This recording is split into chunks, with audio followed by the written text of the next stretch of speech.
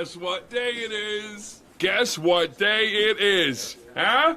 Anybody? Julie, hey, guess what day it is? Oh, come on, I know you can hear me. Mike.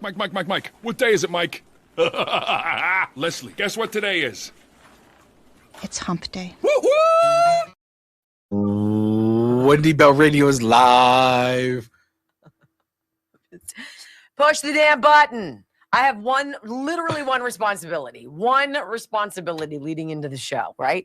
He does everything. He does all the technical garbage, literally aside from turning on my lights. I just have to turn on the microphone. That's all I have to do. That's twice this week. I had to be reminded. I'm sorry, Brock. I'll hold this close by. So, well, you covered me on the back end. Hey, everybody, what's going on? Hello, it's good to be with you. How about this title, America's Militant Moms? What's going on with these ladies? Guys, do you have a militant mom in your life? Who are these people? Are you guys around school districts? So I get an email from a woman. Wait. Who, what? What's today? My niece Reagan's birthday. No. January 14th. What's today? Hump day. You didn't do it right. So I had to reverse the roles. Yeah. Wendy, what's today? Hump day. No. Did you guys know what today is? Hump day! It is hump day. I know. You're all discombobulated. No. So I go to bed last night at 9:30. I was able to make it through a show. We're watching that Woody Harrelson and what's his name? Is it True Detective? Mm. You've never seen it? You started watching it the other day, you said, with right. Jack. Yeah, Jacko made Joe and me watch it. And Joe, me. And then we watched it, the second one last night because I fell asleep for the second one the other night. And I didn't fall asleep. I was up for the whole thing. I was so proud. I'm like, how you doing? This new schedule is helpful. I slept until 4 o'clock this morning. I know. So that's exciting. Anyway. Wow. How's everybody? It's good to be with you. Yeah, these militant moms. I was reading, Brock, an email I got from a woman whose, I think, sister works in a school district. And they have moms coming in delivering whistles, ice whistles, to hand out to the children in the public school class. Do you remember the days where you're like stranger danger? How about Weird City? What are you doing? So I think I just have to have an honest conversation with the broads of the world. You know when you look at people who are like you but aren't like you, and you're like, what happened to you? Like, I by no means am doing everything right, but I'm not a lunatic. I don't think. Every guy out there is going to tell you the same thing. Every guy out there is going to tell me the same thing? Yeah. What? When you said you're going to have a conversation with the broads. What? Don't bother. Wow. They ain't going to hear you. Is that really? Come on, guys. Is that really where we are? Come on. Back me up on this one. When women are entrenched, there's nothing you're going to say to change their mind. I think maybe that's why my friends are almost always lesbians. There's just because they're more like dudes. Well, yes. They think like. Yes, in some ways. Though in the gay community, I can't speak for the men, but I can speak for the women because they've always been my friends. I've always enjoyed the gay community. They've always been my best friends. There's a different kind of drama. Sure. There's a different kind of drama, but it's not that really weird, baked in crazy of women. I'm sure they have theirs. And I just got to say, women are freaking crazy. They're really crazy. And it's so unnecessary. And you really ought to knock it off, right? You know, it's funny. My mother-in-law and father-in-law. I'm not saying that, but I endorse that comment. My mother-in-law and father-in-law have been married almost 60 years. I've seen them nip at each other, but never fight. She never rides him. He never cracks the whip. There's this weird thing that happens where they just dance. And everybody does their thing and it all works out. Nobody's picking on anybody. And there's no drama. And it's really nice. Like, why can't everybody be like that? It shouldn't have to be so freaking dramatic. I grew up, and Wendy knows this story because I told her. I didn't know what it meant until I was older. We just knew this one word stopped arguments in our house. My mom would be standing there and there'd be bickering, no, sniping, like not full bore fight. But you'd see this. She'd be at the sink. If. That's it. If. That squashed everything. Didn't know what it meant. Until now I know. If you say one more thing. Well, I mean, the whole adage is women withhold sex. And so you have the ultimate trump card. I think that's disingenuous, and I think it's gross to use that as a chip. Yeah, ladies. The fact of the matter is, if you guys are idiots, we don't want to anyway. So it's not a matter of withholding it. It's a matter of disinterest. Wow. Sorry. Come on, girls. Wow. Let's go. Wow. 3, Marriage advice with Wendy. 1. Welcome to your daily dose of facts to fight off the liberal gaslighting. You can be in the middle of a hurricane. You have sanctuary in the city of Chicago. Or you can be on a calm day. North is still north. You could be in a thunderstorm. I am angry. We are not going back. Not ever. North is still north. People can yell at you. The hell with the Supreme Court. We will defy them. North is still north. It doesn't change fundamental things. And in this business, right is still right, even if you stand by yourself. We don't get fooled again. No. Live across the fruited plain and from sea to shining sea, we're converting the Marxist left 1 hour at a time on the Wendy Bell radio program.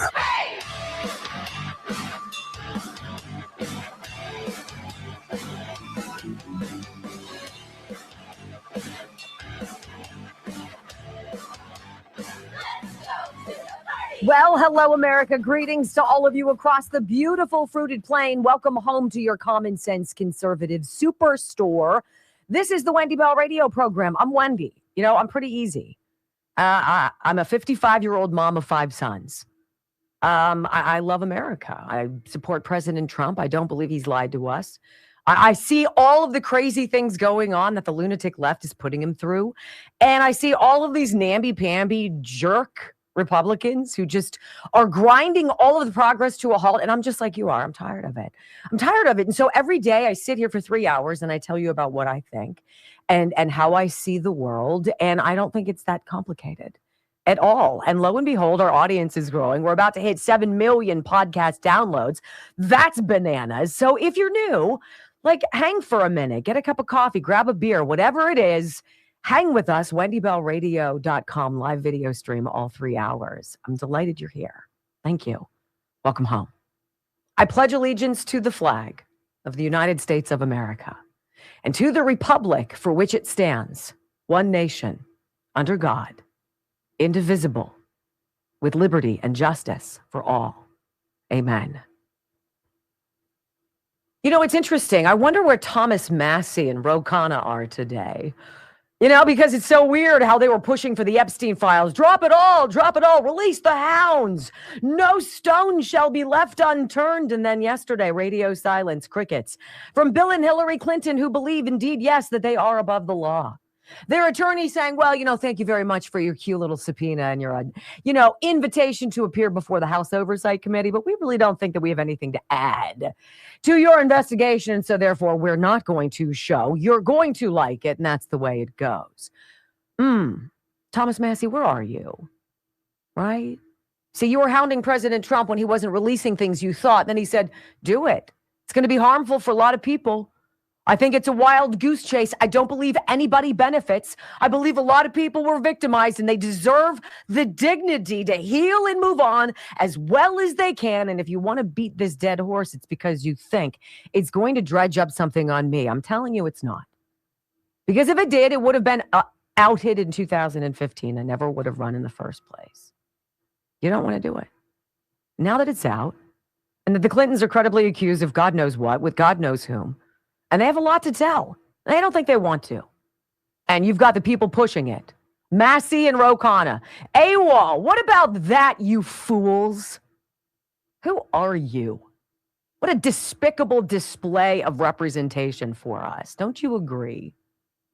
I wanted to get that off my chest out of the gates here, because it is so curious how the outrage quiets when the reality comes out. Donald Trump tells you. He tells you exactly what's going on. He tells you what the deal is.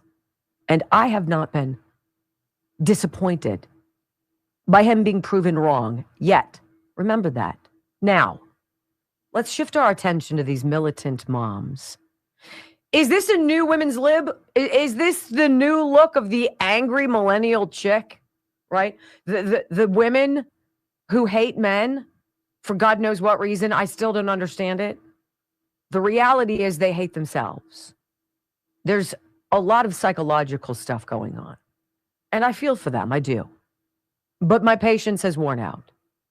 If you believe that your job today as a young millennial person, or say a mom in Minneapolis, that your job in Minneapolis or Portland or Philadelphia or what have you, is not to go out and be the best role model for your children that you can. If you work outside of the home, God bless you, it's complicated to juggle.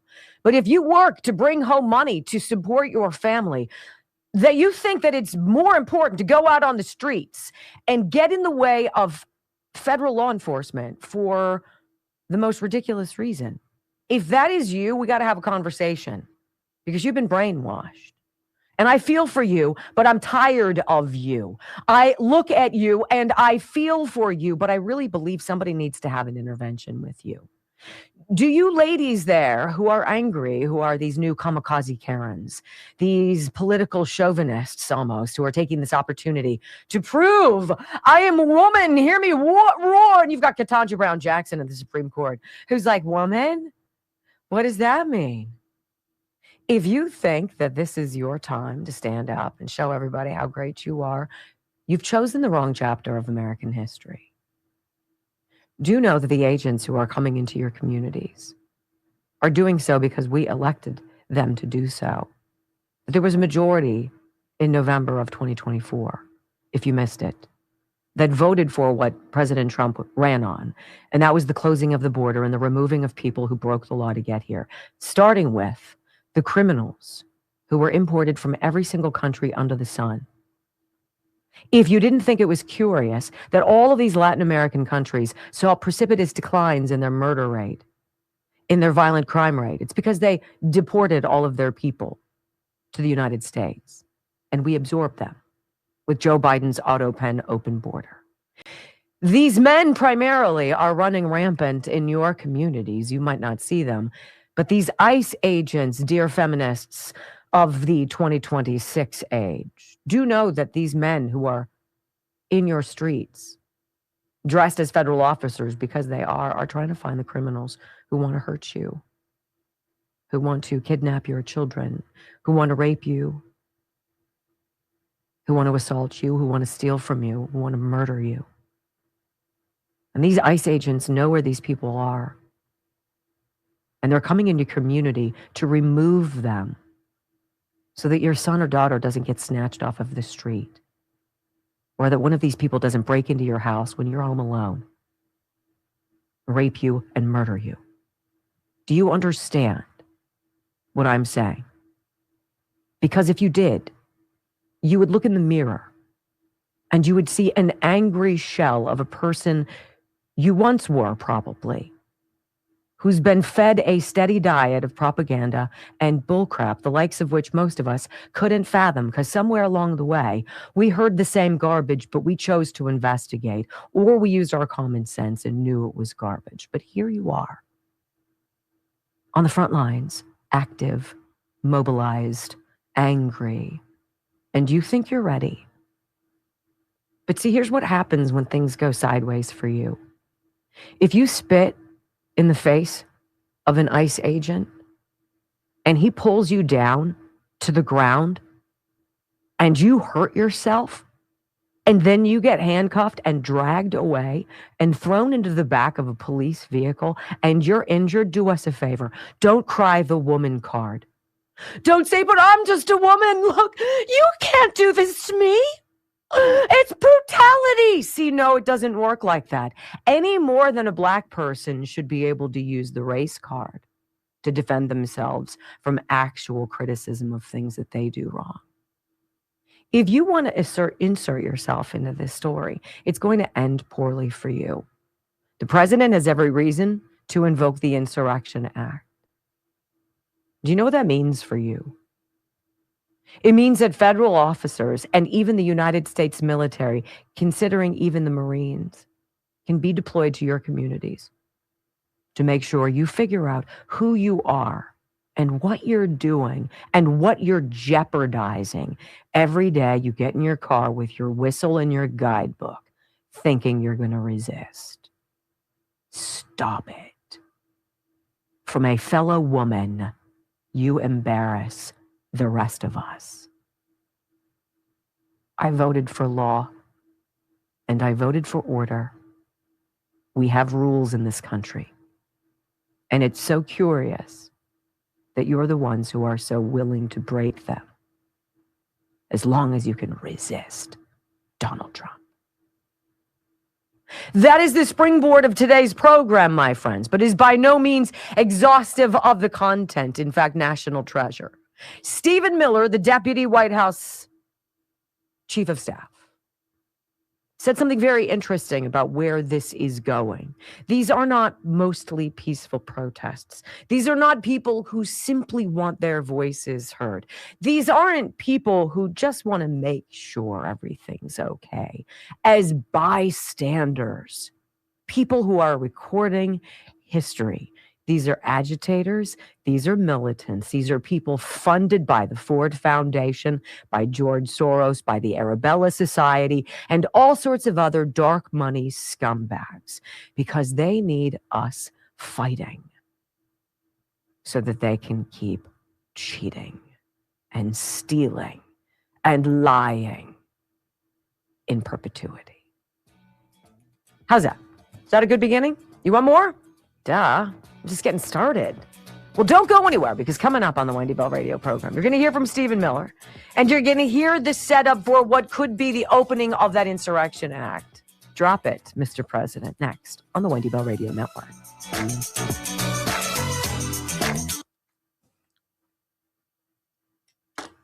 All right, so Brock showed me. He's like, did you see that the U.S. Mint is freezing all sales of gold products or silver products? And I was like, no, I didn't see that. And he's like, maybe you want to get in touch with Texas Bullion Exchange and see what that means.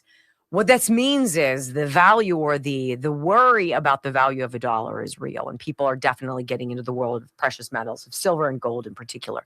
Now, the gold is out there, and whether or not you're able to buy anymore, I know that Texas Bullion Exchange has supply of silver, right? So if you wanted to inquire, I would say 855-927-5557.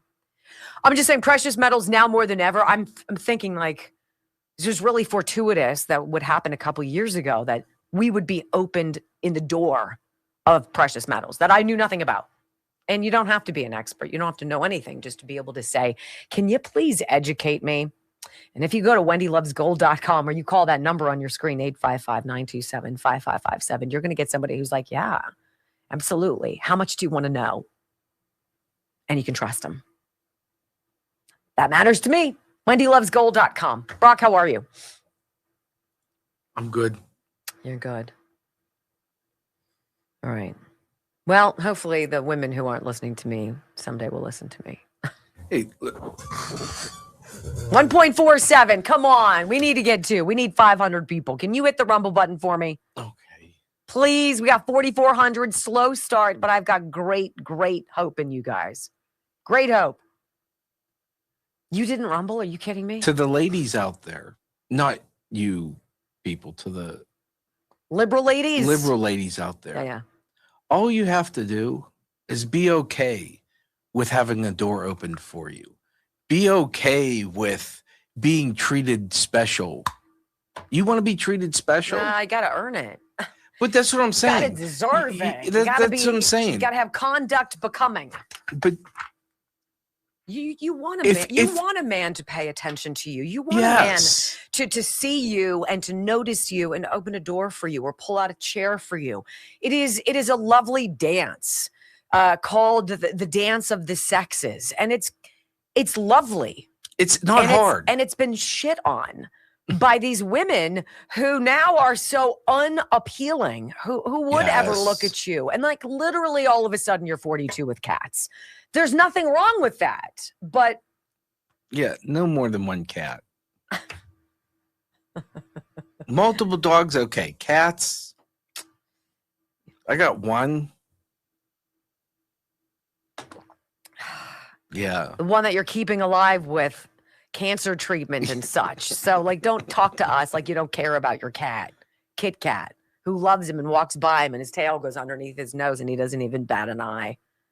Dumb cat. I'm like, right.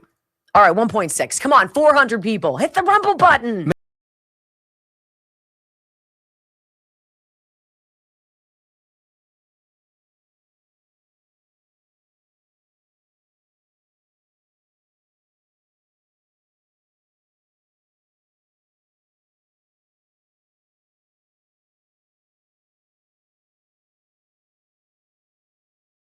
To you, because I think it would very quickly stop this ridiculous situation in any city where protesting is going on. Any protesting going on about the enforcement of the law. See, if you get the agitators and you get them out and you say stay home, there is no chaos. There is no problem. See, ICE agents aren't going into your neighborhood, corner store and pulling just indiscriminate people. They have a very specific shot sheet, if you will. They know who the creme de la creme of this suck class would be. And they're going after those people. Now, so my boys play soccer with a kid who was born in America, but his father is, I believe, from Guatemala. And his father is here, American mom, son born here. And the dad never became a citizen. He has a job. He pays taxes. He's not a citizen of the United States. His family's worried that he's going to get picked up and he's going to get deported. What I've been hearing, which these are the stories that don't come out normally, is that ICE knows who people are, right? And they're like, look, we need people. We need workers. We need you. But there's a process. And if you've been in the process of becoming a citizen, we're not going to deport you. If you've made no attempt at all and you've just been living here for 25 years, well, I'm sorry, but you're going to have to go back home. And you're going to have to come in the way that is acceptable. Now, is that unfair to you? Because I don't think so. Stephen Miller opened the door with Laura Ingraham last night. She said, look, are calling the protests in Minneapolis an insurgency. Is that correct? And I want you to hear how he opens the door to what could be coming next. The word insurgency accurate. That is what I've chosen to describe this as, not a protest, not from what I saw. Absolutely it is, Laura. You can use the term insurgency. You can use the term insurrection. You can use the term domestic terrorism. Mayor Jacob Fry, Governor Tim Walz, Attorney General Keith Ellison have deliberately, willfully, and purposefully incited this violent insurrection, this violent insurgency against immigration and customs enforcement, against Border Patrol.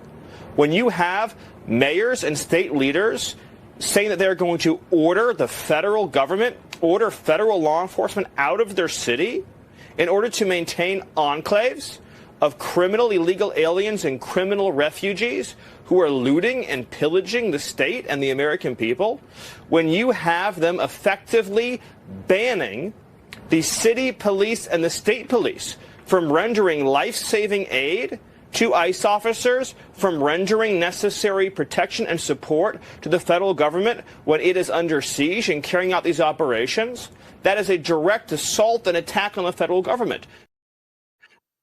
If you're watching the video, the live stream showing some of the protesters getting pepper sprayed in the face, looks like a red sauce just poured. It looks like hot sauce, Frank's Red Hot, getting dumped on their face. Psh, and then they stagger away sobbing like, look what they did to me. And it's like, if you hadn't been there, that wouldn't have happened to you. It wouldn't have happened to you. Go home. So the proclamation is what I believe is going to come next. The president is going to make a public statement to the protesters. It's time to wrap things up. Protesting hours are over. Head for the exits. Time to go home. It ends now. And when that doesn't work, it's the next shoe to drop, the Insurrection Act. This opens the door to the military. Audio soundbite number 2, Stephen Miller. He is a national treasure. He says, look, Minnesota is a sanctuary state.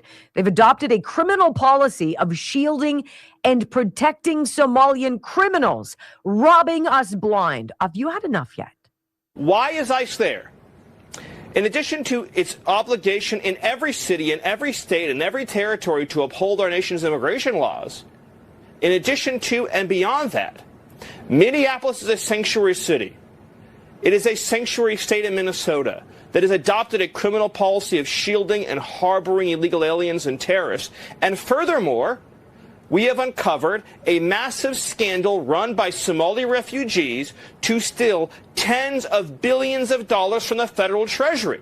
So this entire scheme, all of these domestic terrorists hurling themselves in front of ICE officers, trying to prevent these actions from taking place, engaging in these trained insurgent tactics to try to stop federal enforcement from taking place, is to protect a Somali criminal refugee population that is looting and pillaging the federal treasury. I don't know how much more clearly you can say to America's militant moms out there and this angry gaggle of unappealing liberal babes who think it's great to go out and act tough and put on their Carhartt and their overalls and their flannel and go get in the face of an agent. Oh, yeah, you're going to show them. You realize the people that you are fighting, quote unquote, for don't give a rat's rear end about you. You're a means to an end. You're the hamster wheel, the gift that keeps on giving. You're the money tree. And you're too stupid to see it. And morons like Jacob Fry, who somehow is a mayor of a major metropolitan city, and I'm baffled the same way Brandon Johnson or Karen Bass or any of these abject buffoons who are supposed to be in charge of law and order of some of our most amazing American cities. Everything that they're telling you is garbage. If they can't tell you the truth about the criminal illegal aliens being peeled out of your community because President Trump ran on that and a majority of Americans elected that platform, if you can't see how you're being brainwashed, I dare say, we ought to look at your card to be qualified to be a parent. That's what it boils down to.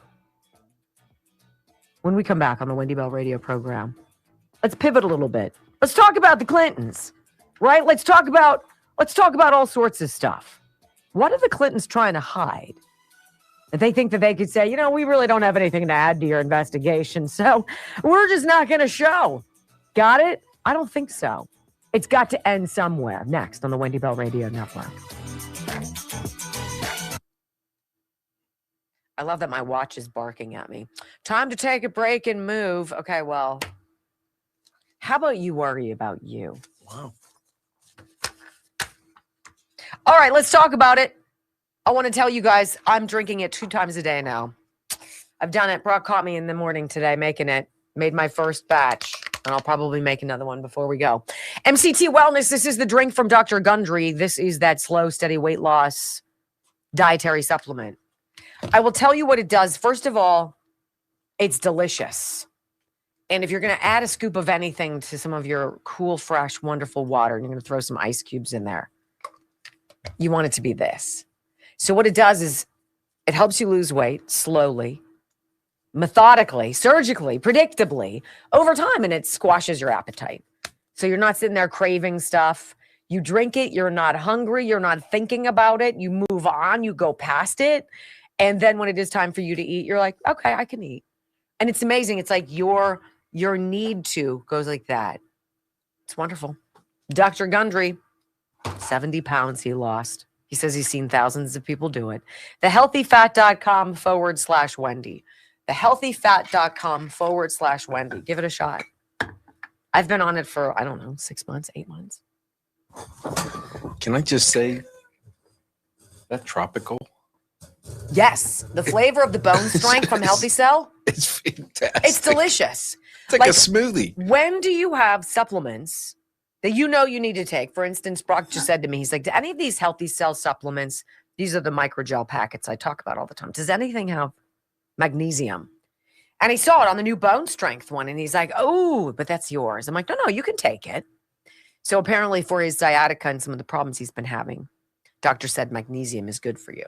So he's going to try it. And all of the flavors, that one is a tropical. You can really hit mango in there. It's so fresh. Like a little pineapple. Yeah, it tastes like tropical fruit. It's delicious. It tastes like a smoothie. And you're like, you suck it in, throw the thing away, and it's delicious. It's almost like having a little, like I love Jolly Ranchers and things like that are tart. You put one of these in, suck it in. Tell you what. Better than a Jolly Rancher. Healthycell.com/Wendy. All of the various formulations too. I think it's like 15 now. Variations. All of these adaptogens and nutraceuticals and other things that happen naturally out there. No big pharma, harsh drugs and chemicals. Just good stuff for you and your health and your wellness. I love healthycell.com/Wendy. Love them. Can we circle back to the Thomas Massey comment you made at the beginning? Yeah. You know what I mean. Yeah, because where are all the other Democrats? Where's MTG? You were all about tweeting Epstein. How about all the people chirping here online? Oh, he just doesn't want to release the Epstein files. And then they start releasing the Epstein files. And what do they have to do? They have to make it seem like pictures for Trump were redacted because there were minors involved. Women who were in that photo, you know damn well, were consenting adults, and they weren't doing anything pornographic or scant or anything. They were models. I just hate to. I want to see him. I want to see him. I want to see him. Period. But from when it comes from Democrats, and then you have the Clintons who won't come in to talk about it. How do you know? I have to make sure. How do they know that they don't have any new information? Do they have all the information? How do they know? Don't appear NYT. It's not. It's $1,000 penalty and up to 1 year in jail.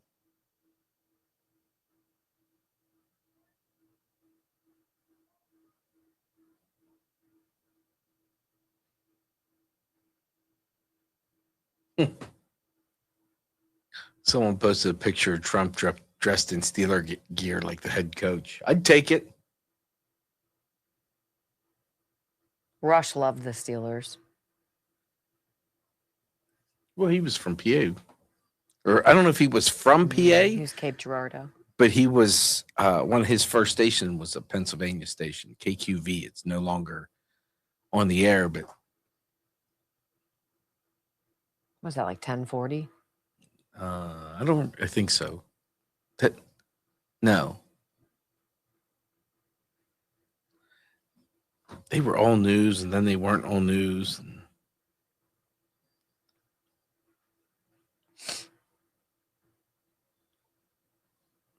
How are you guys? I look at these people, I could see my sister. I could see my sister out there doing something. I don't think she'd be 1410. I don't think she'd be stupid.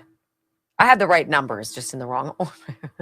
I've had a couple bits of dyslexia today. I'm like, hello. I know my sister went to an anti-gun march before. And I'm like, okay.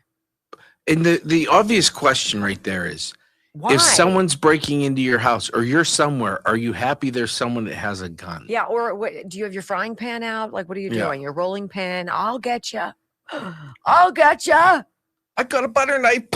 I guess it wasn't a fair fight. Yeah, it's just so dumb. Like we're all dumber having these people in our lives. Isn't that so frustrating? Can we not choose a more successful gene pool? Can we at least put some chlorine in that gene pool? Clean it up a little bit. It sounds very exclusionary, Brock. Wow. supremacist. No more peeing in the pool, please. It's ridiculous.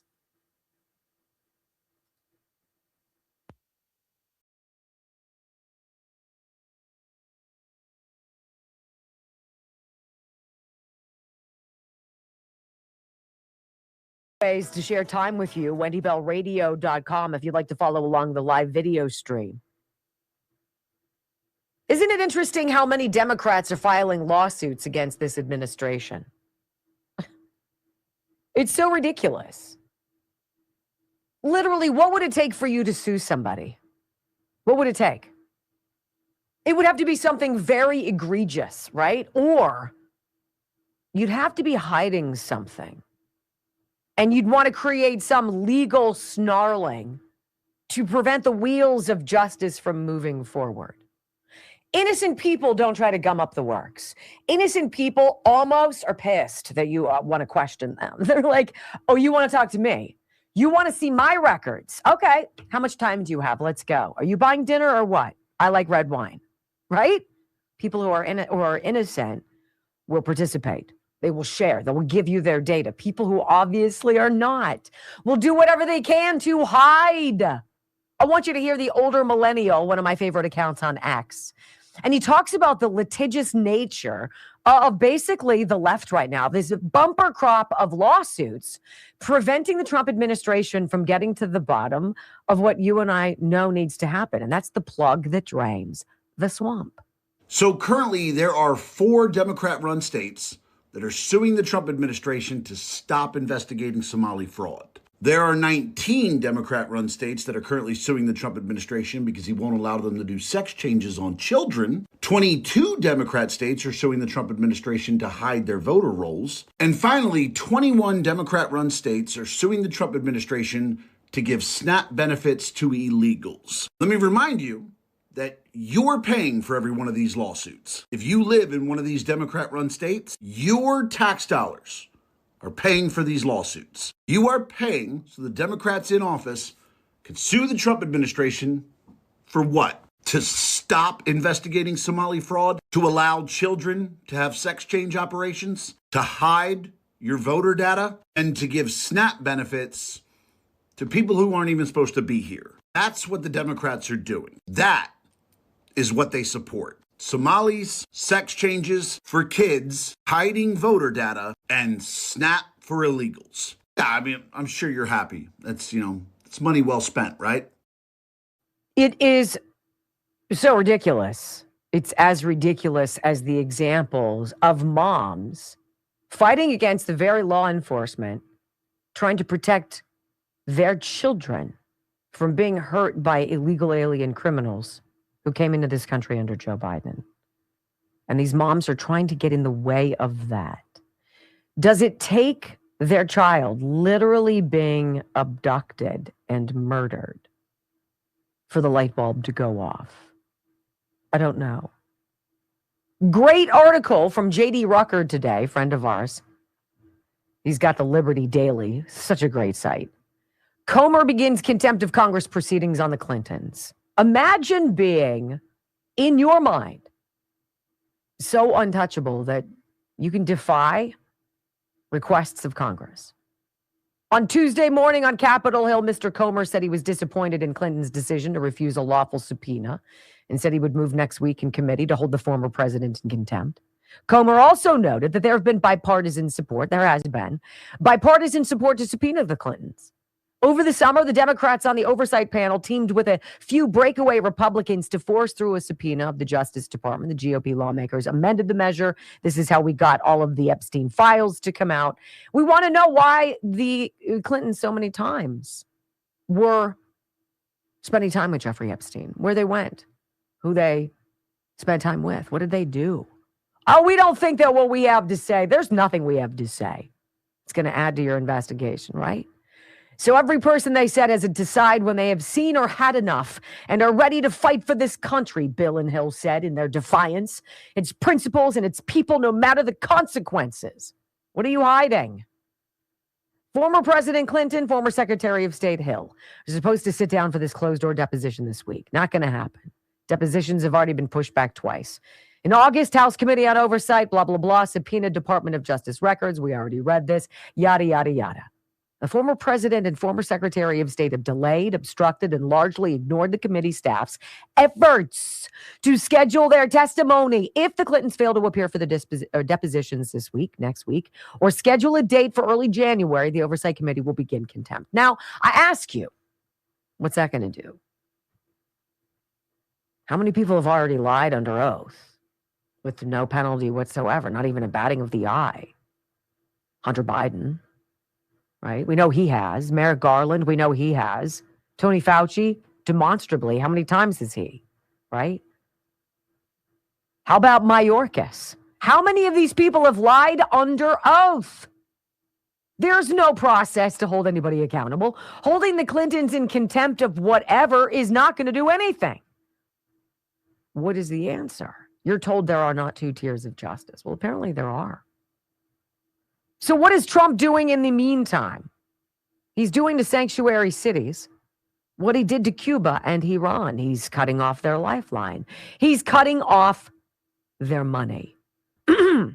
Story from Breitbart this morning. Who knows what's going to happen with the Clintons? I don't know. I find it intriguing, though, that they believe that they have the ability to determine not a judge, not a hearing, not any kind of a congressional venue. They decide, no, we're innocent. We didn't do anything wrong. We really have nothing to add. So no. Can you imagine? They ruined the lives of January 6ers. People who went to the Capitol that day, hoping to not watch the destruction of their country, hoping to witness history, that the way the system is supposed to work,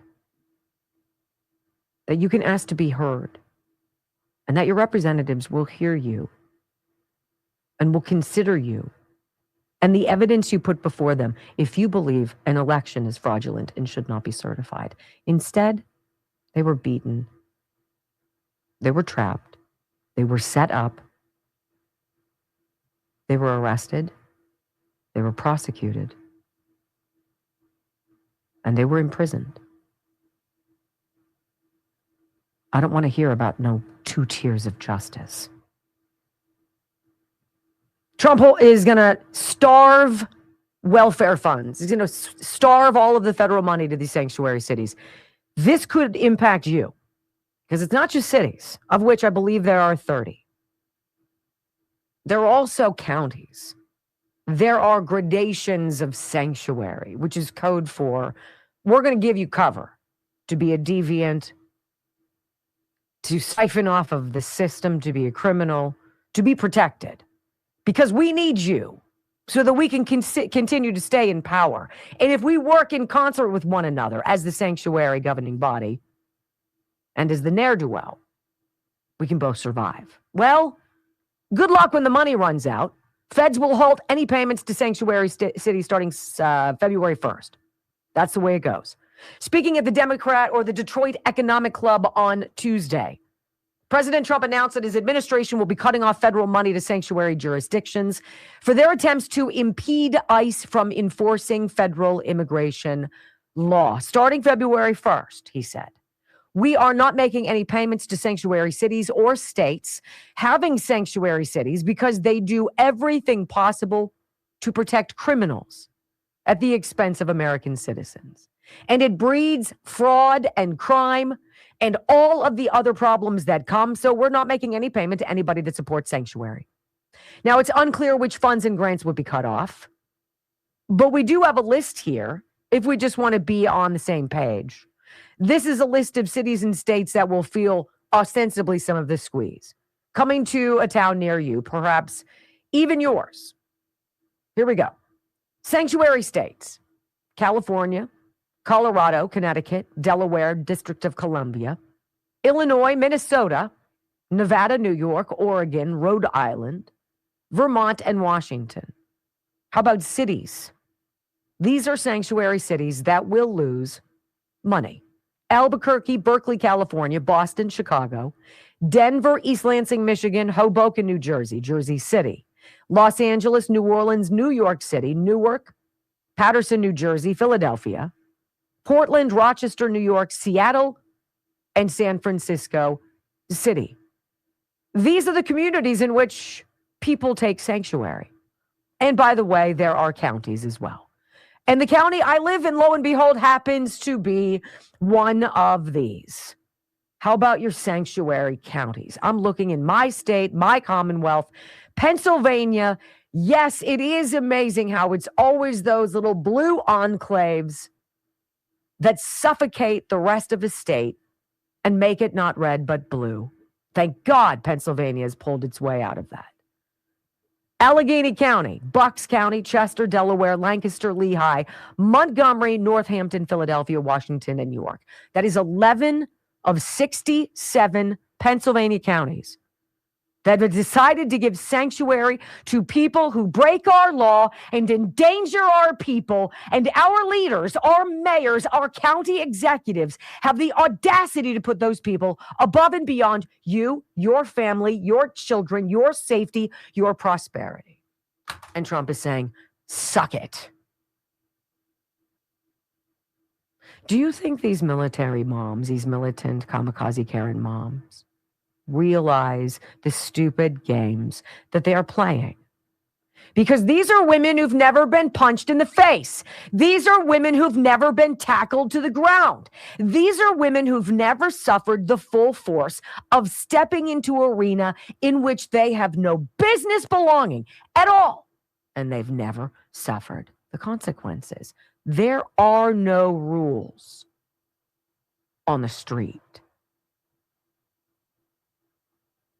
Boys seem much more equipped with this knowledge. Women believe they're insulated by something called breasts and ovaries, that they can get in your face and they can jag around with you and they can spit on you and they can try to run you over. But if you look at them sideways, how dare you do that? I'm protected. Well, you know what? That funny little double standard, ladies, doesn't work on the street. And I pity the next Renee Good who's about to find that out. When we come back on the Wendy Bell radio program, Anonymous, you know what? We played this. I want to hear it again for my own sake. I want to hear about what this Insurrection Act is. What does that mean? What does that give the president the ability to do? What is the historic precedence? 5 presidents have used it. And it's sounding like this one is about to as well. I'll explain next on the Wendy Bell Radio Network.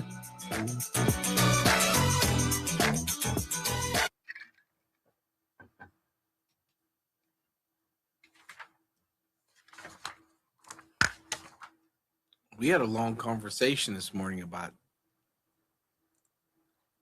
women and men. Women and men and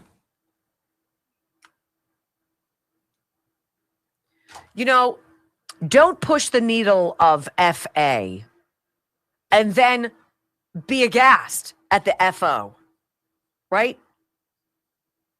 I'd venture to say that most men out there, you know, you guys can tell me if you think I'm off base, at some point in your life has either thrown one or taken one.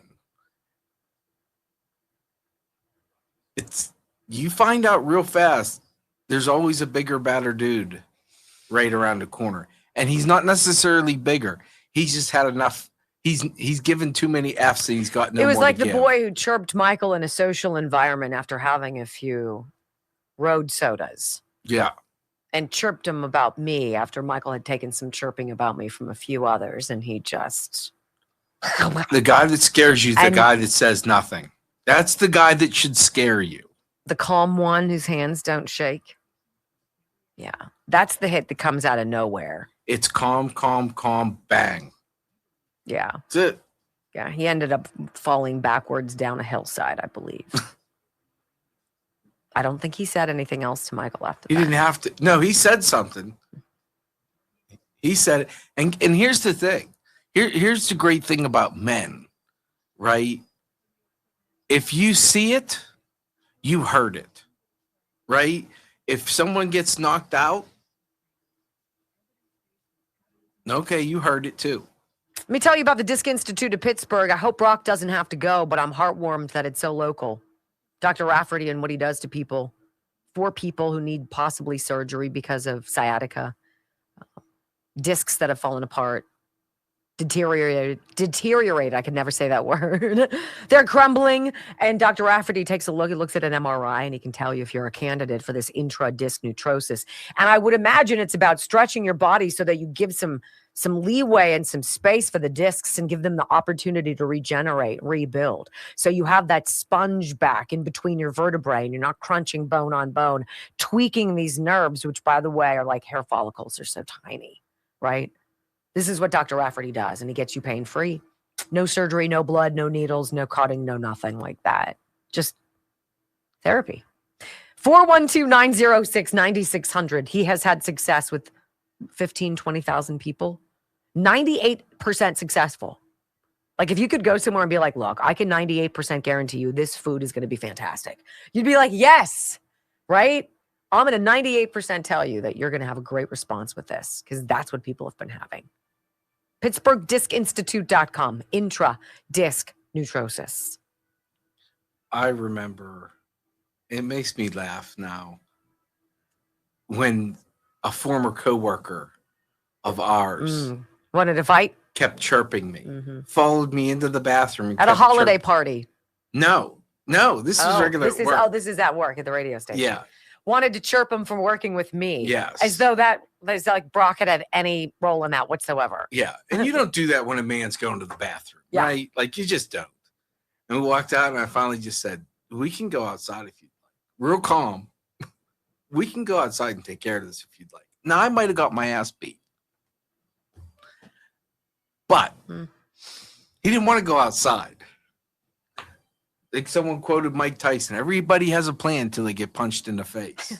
The plan goes out the window. Right?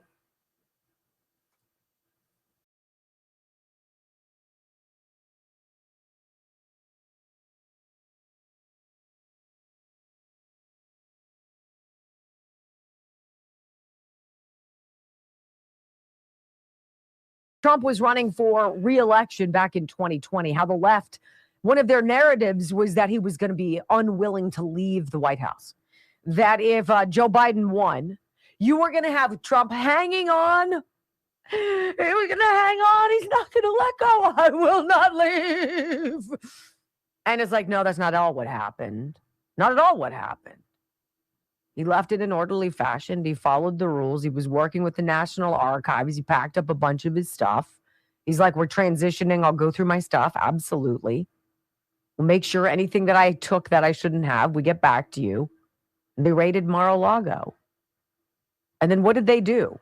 Trump wins re-election in 2024 because the majority of voters, the way the process works in this country, voted for him. It was too big to rig. And he won in a remarkable fashion.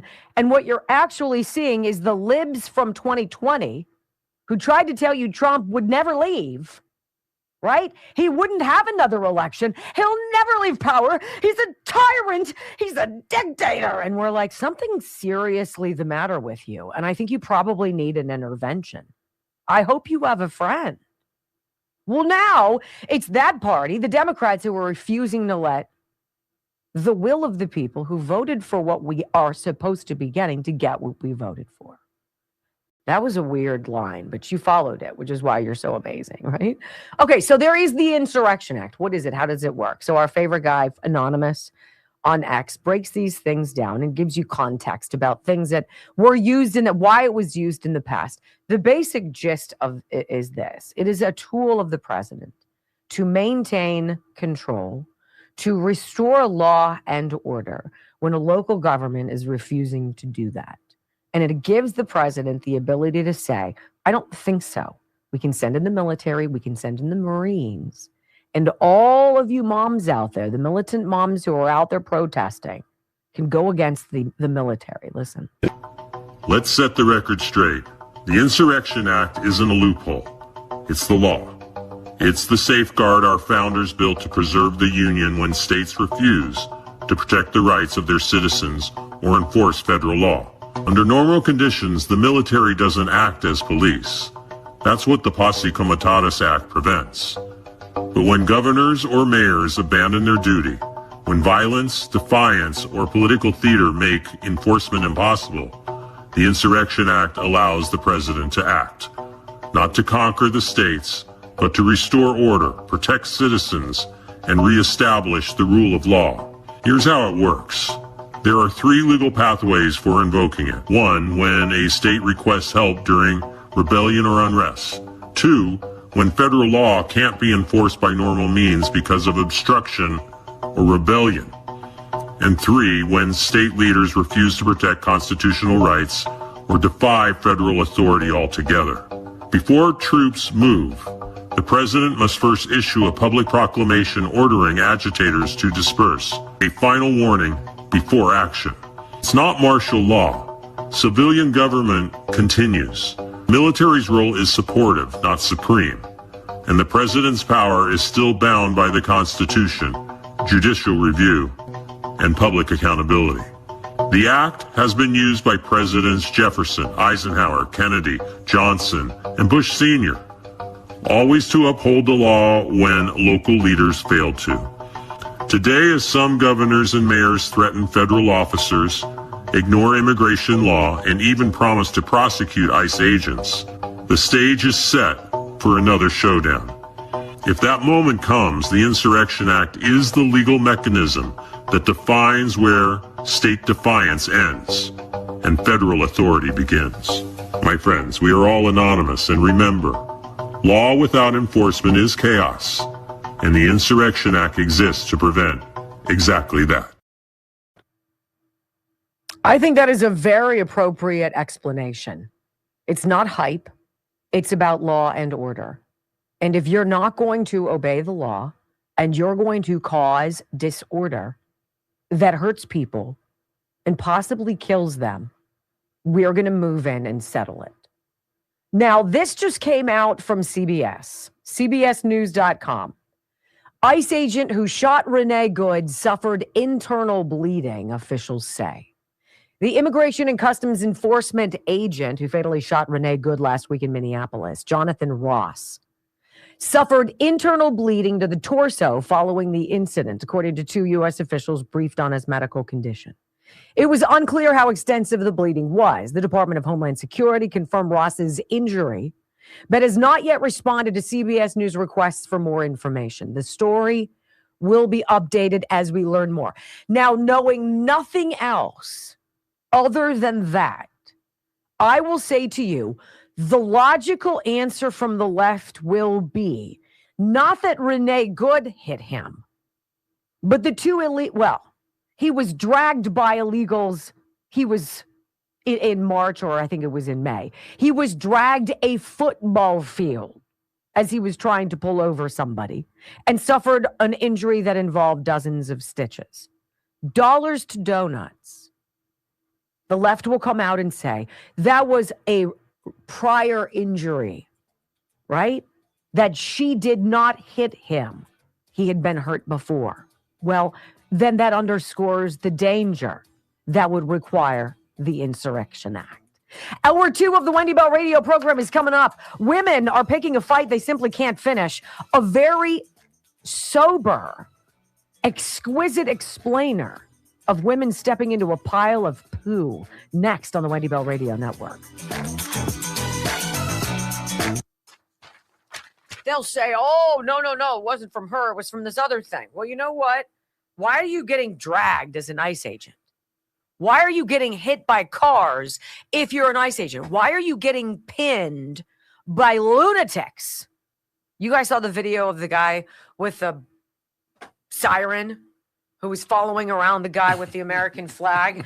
And the guy's trying to get away from him, and the militant guy with trying to get into his face. So finally, the dude pushes the angry guy, and this mob of lunatics tries to take this guy down. The guy who's carrying the American flag, obviously, then proceeds to kick the shit out of everybody. And then the guy who was original, that he's like, oh yeah, and he's wearing a red jacket, and he like walks up like he's gonna do something, and he's like, and the dude with the flag literally is just like, ha-pow, and the guy goes, pew.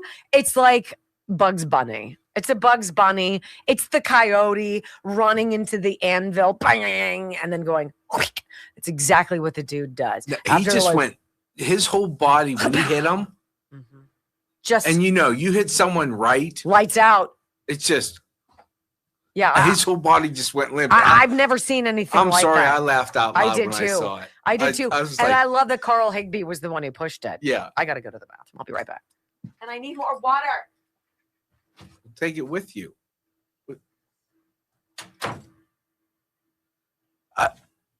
I saw that and literally laughed. But that's the whole thing. Until you've been punched in the face, and I know it's obviously, you don't teach kids. You don't want to have to teach your kids to fight. I was always taught you don't start the fight, but you sure as hell finish it. But it wasn't just to finish it with fists. It's sometimes walking away is the best thing. And we've all listen. I've had my I've gotten lippy. I've been told, but that's what you learned as a boy growing up. If it's an older brother beating the out of you, or another kid in the neighborhood, you play sports, you get into scuffles, you learn real fast. You all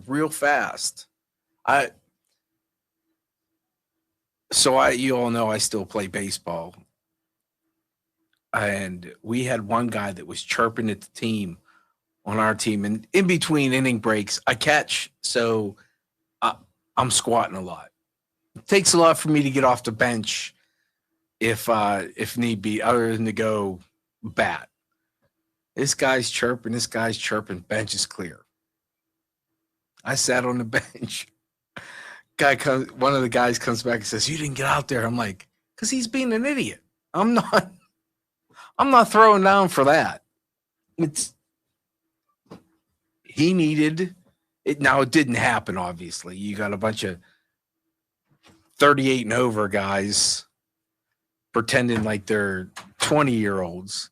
Not one of us wants to get punched or even fall down. But yeah, every once in a while, you need to be told. I've been told before. I want to tell you quickly about the Simkovich Concussion Institute. Some people with a blow, if you've ever been told, you might go see the. I'm telling you, you might, if you're going to be a malignant protester, you might want to jot down Dr. Simkovich's name. He is so great, and I think the protocol that he puts you through at the Simkovich Concussion Institute. If you have a traumatic brain injury, or you suspect that a concussion or some kind of an injury in the past has done some damage to you, and you can tell. The responses are varied, but sometimes common. And you just want to know. Call. Talk to one of the people who answer the phone at the Simkovich Concussion Institute. It's not some temporary worker from the local college. It's somebody with years of experience who can talk to you honestly about what's going on and see what the next logical step for you is. Is it to talk to Dr. Simkovich on the phone? Is it to get an MRI? What is the logical procedure? Then you get wheels moving. 412-366-3700. They get people in and fixed in 4 days.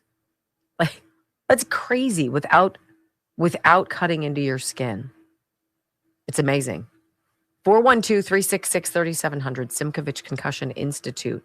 They have this protocol. It's like, let's get you in the chair. Let's use Dr. Simkovich to manipulate your soft palate and move things around and adjust you. And then all of a sudden you're like, holy cow. And you sleep better and you have clarity and you're not so stressed out. Your hand stops shaking and the headache goes away. Just call. You've got nothing to lose. 412-366-3700.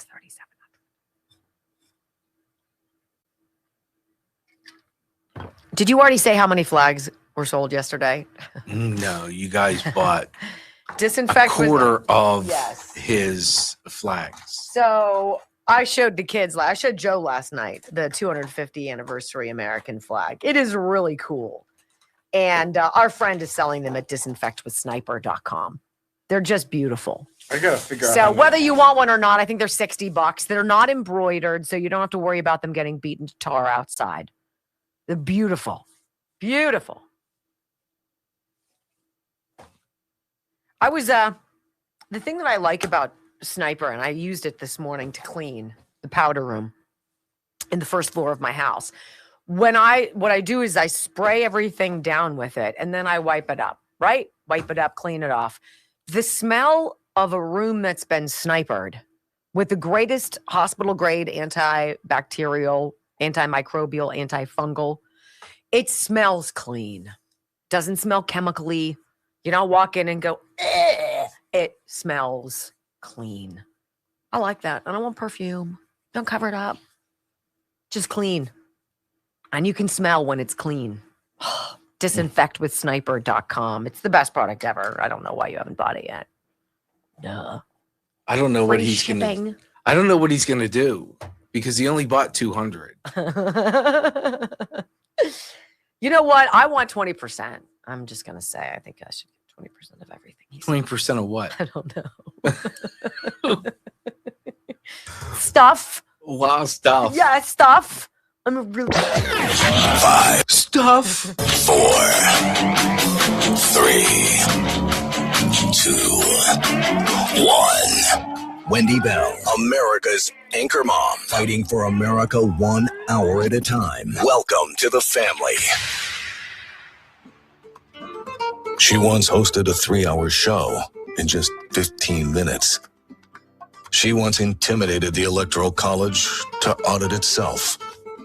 Her monologues are so sharp, they're considered a concealed carry weapon. Fact-checker sites routinely issue her a retraction a week in advance. Even her commercial breaks trend on social media. Her freedom of speech has diplomatic immunity. She doesn't just drain the swamp has to ask for cab fare. Wendy Bell is the most interesting conservative woman on radio. Keep rumbling, my friends. 3 hours of bold truth and excellence. You've just signed up for the WBR Army. Strap in. This is the Wendy Bell radio program.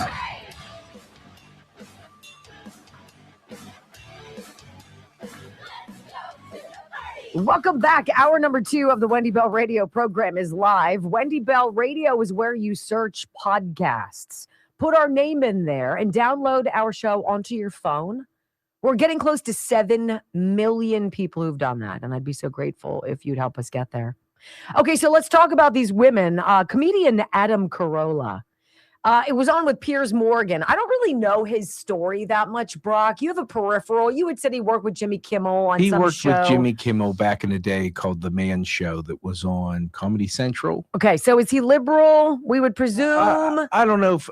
I didn't really hear him politically talk until he had a podcast, and he seems to be more libertarian leaning to the right than anything else. So he seems like a guy who probably sees things and says things common sense. Yes. Okay.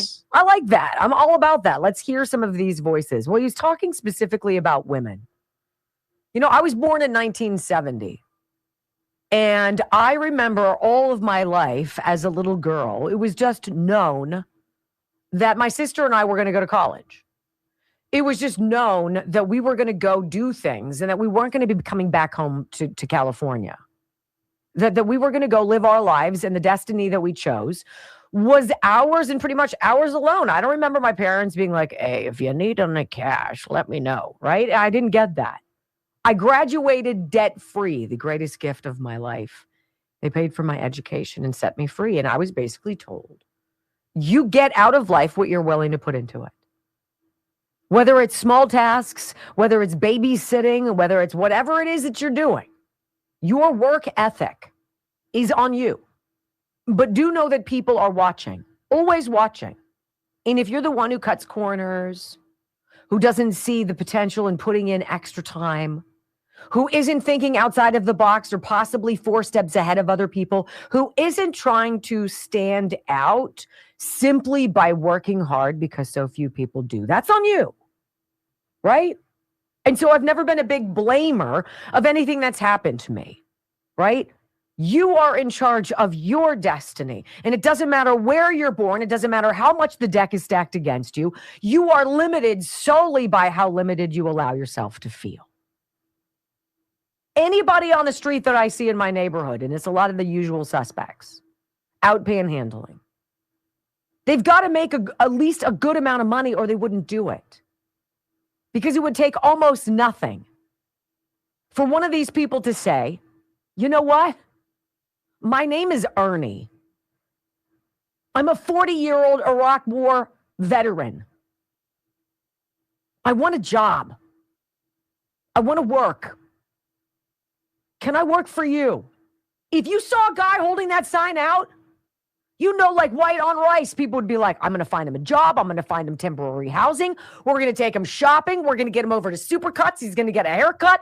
We're going to do all. Everybody would get behind. They don't want that. They want to continue doing what they're doing. They're making more money doing it that way. You have choices, ladies and gentlemen.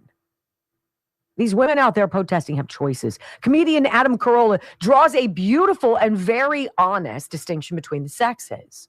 And women don't have a clue in the world about war. We have no idea about getting in the wrong arena and taking a fist to the face. Boys and men do. And it is an important distinction. He says this, liberal women say they want the madness to stop, the chaos to stop, as they're the ones who are going out and causing it. Enough already. To assume that everybody ICE is going after is a hardworking mother of three who's just working as a maid and is all nonsense and BS, and that's more narrative stuff that gets cooked up by the left, and then they go out and fight and push, and they essentially create chaos and then say they don't want chaos. So it's essentially tons of chaos saying we don't want chaos, and then saying, don't you want the chaos to stop? And I'm like, yeah, I'd like the chaos to stop, but the answer isn't abolish ICE. The answer is you keep your fat ass at home. Right? I mean, if you don't want things to happen, don't make them happen. Stay at home. Obviously, they're there for a reason. They want to incite a problem. They have training. Make sure you take pictures. Make sure you take videos. Make sure you post it and blast it and redo it and blah, blah, blah, blah. Right? It's all about the optics. ICE is bad. What we're doing is we're fighting. We're fighting for what's right, for liberty, for justice, for all of these criminal, illegal alien gangbangers and wife beaters and drug traffickers and rapists and murderers and pedophiles. We love them, said nobody. Right? Who's telling the truth? But then Adam Carolla takes a step further and he draws that distinction between men and women. Men know something, women don't. There's so many women involved now, and women are the majority of society. I mean, you know, they're 51% or whatever it is, but it's half. And women have been sort of weaponized. They weren't like this in the past. You go out and see the footage, there's women screaming, shoot me at ICE officers. They're physically fighting with these people, with the ICE officers. Yesterday, one spat in the face of one and then got tackled. And when she was being tackled, she was yelling, what's going on? And I realized they didn't grow up with rough and tumble play. Male mammals grow up wrestling, finding limits and pressure points. And by the way, knowing who to mess with and who not to mess with. I mean, you learn that real fast by getting punched in the face when you're 13. So we get that and we can kind of govern ourselves.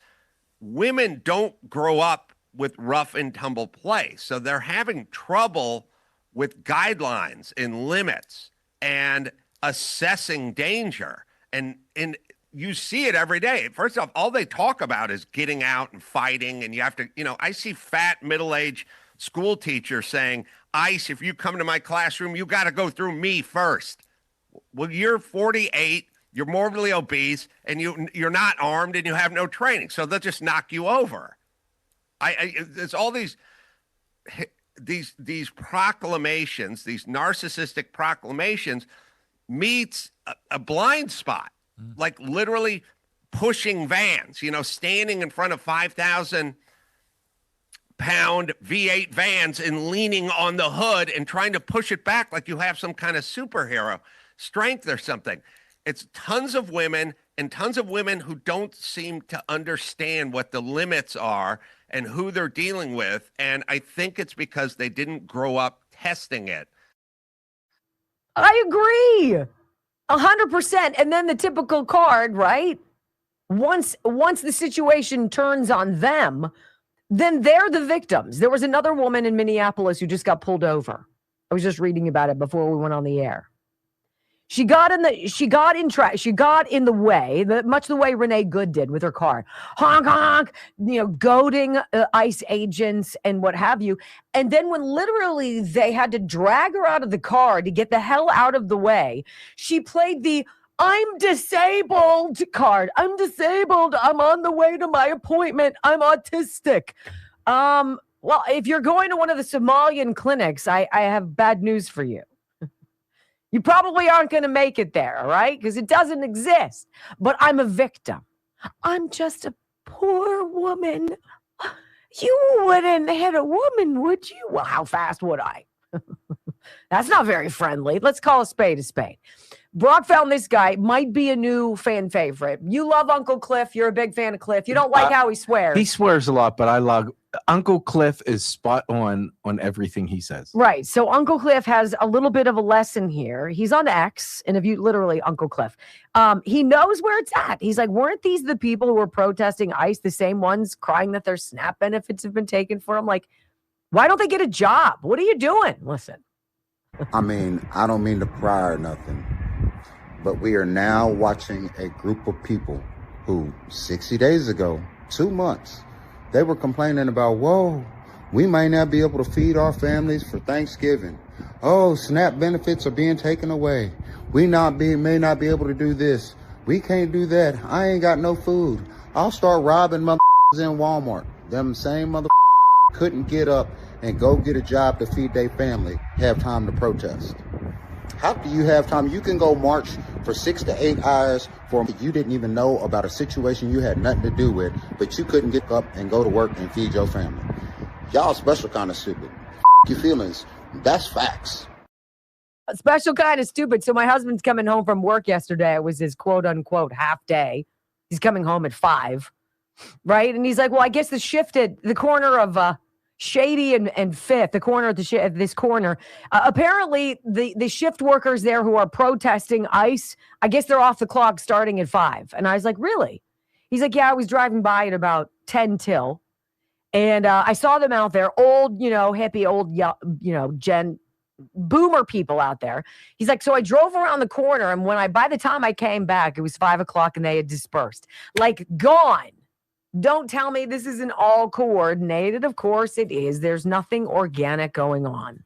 Because anybody with a brain in their head knows the people who are in our cities are trying to keep us safe. And those protesting it are either stupid, propagandized, or getting paid.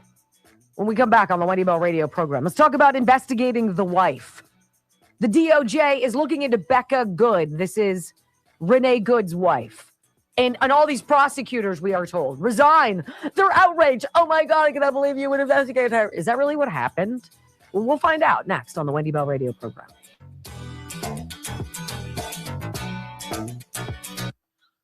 You can say hi to the viewers in Alaska. Hey! They've ordered 3 flags.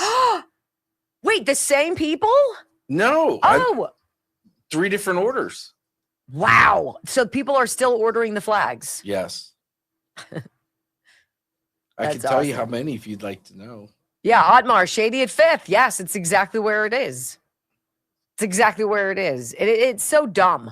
And I drive by and I'm like, or they hold up signs of dismembered fetuses. Oh, God. Just drive by. Murder.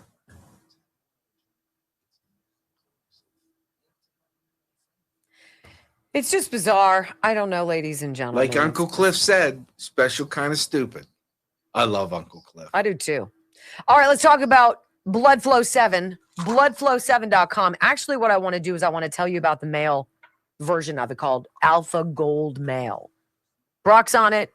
I gotta take it. And 3 of my sons are on it. All right. So Blood Flow 7 is what I take.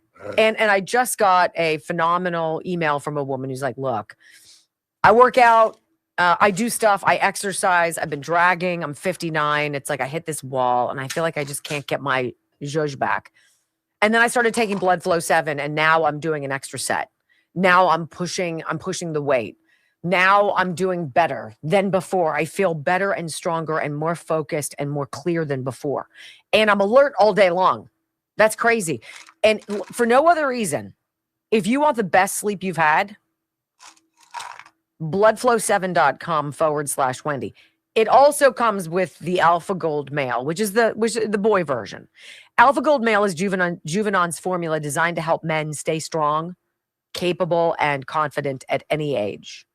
It reactivates your body's own systems for energy, strength, stamina, and drive. It's a process we call bioactivation. The result is the triumphant return of your edge, your performance, and your confidence in how you look and feel. Annihilate all doubt and show the world that you still got it. I mean, it's kind of hokey when you say it that way, but not when you feel what it's like to use it. Try it. Okay? It's amazing. Bloodflow7.com/Wendy. The Bloodflow 7 or the Alpha Gold Male, or they have that 2-in-1 bundle. Just get that. So good. His and hers. So good. It really, and I will tell you, more than anything. Well, that's not true because it's the stamina of my workouts that I notice the most. It's crazy. And you sleep like a boulder. It's sleeping like a boulder. That's what it is. 100%. Love it. I look forward to crawling up the steps at night. I'm like, ghost everybody. Nighty-night. When she says ghost. Oh, I do. One of the first times I was at Wendy's house, it was Kate, and Joe, Wendy, me, and we're sitting there, and all of a sudden, oh my God. I looked at Joe and I said, "Where'd Wendy go?" After about 10 minutes, he's like, "Oh, she went to bed." I'm like, "What?" He's like, "Oh yeah, that's her thing. You want another beer?" He's like, "That's her thing. She just." It's like, "Really?" He's like, "Yep." I did it at Christmas too. I just disappear, and then everybody sits around and talks and drinks and does their thing. It's fine. Better than being like, "I'm going to bed now," and then everybody's like, "Whoa, we better leave," right? So if you just disappear, then nobody knows. Yeah, well, I didn't leave. I just had another beer. Because you're a moocher. That's why. I probably brought it. You probably did. You probably did. Welcome back to the Wendy Bell radio program. So the Department of Justice wants to investigate the wife of the woman killed in Minneapolis, Renee Good. Her name is Becca Good.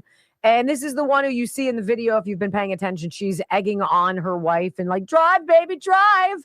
What are you going to do, big boy? Why don't you go get lunch?" And she's egging on an ICE agent, blah, blah, blah.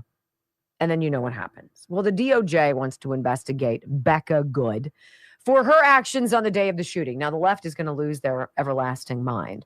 They don't believe that Bill and Hillary Clinton should speak up about what they did or did not do with Jeffrey Epstein and his young sex victims, any more than they believe that Rebecca Good should be investigated at all for any kind of incendiary role she might have played in the ginning up of her wife moments before her death.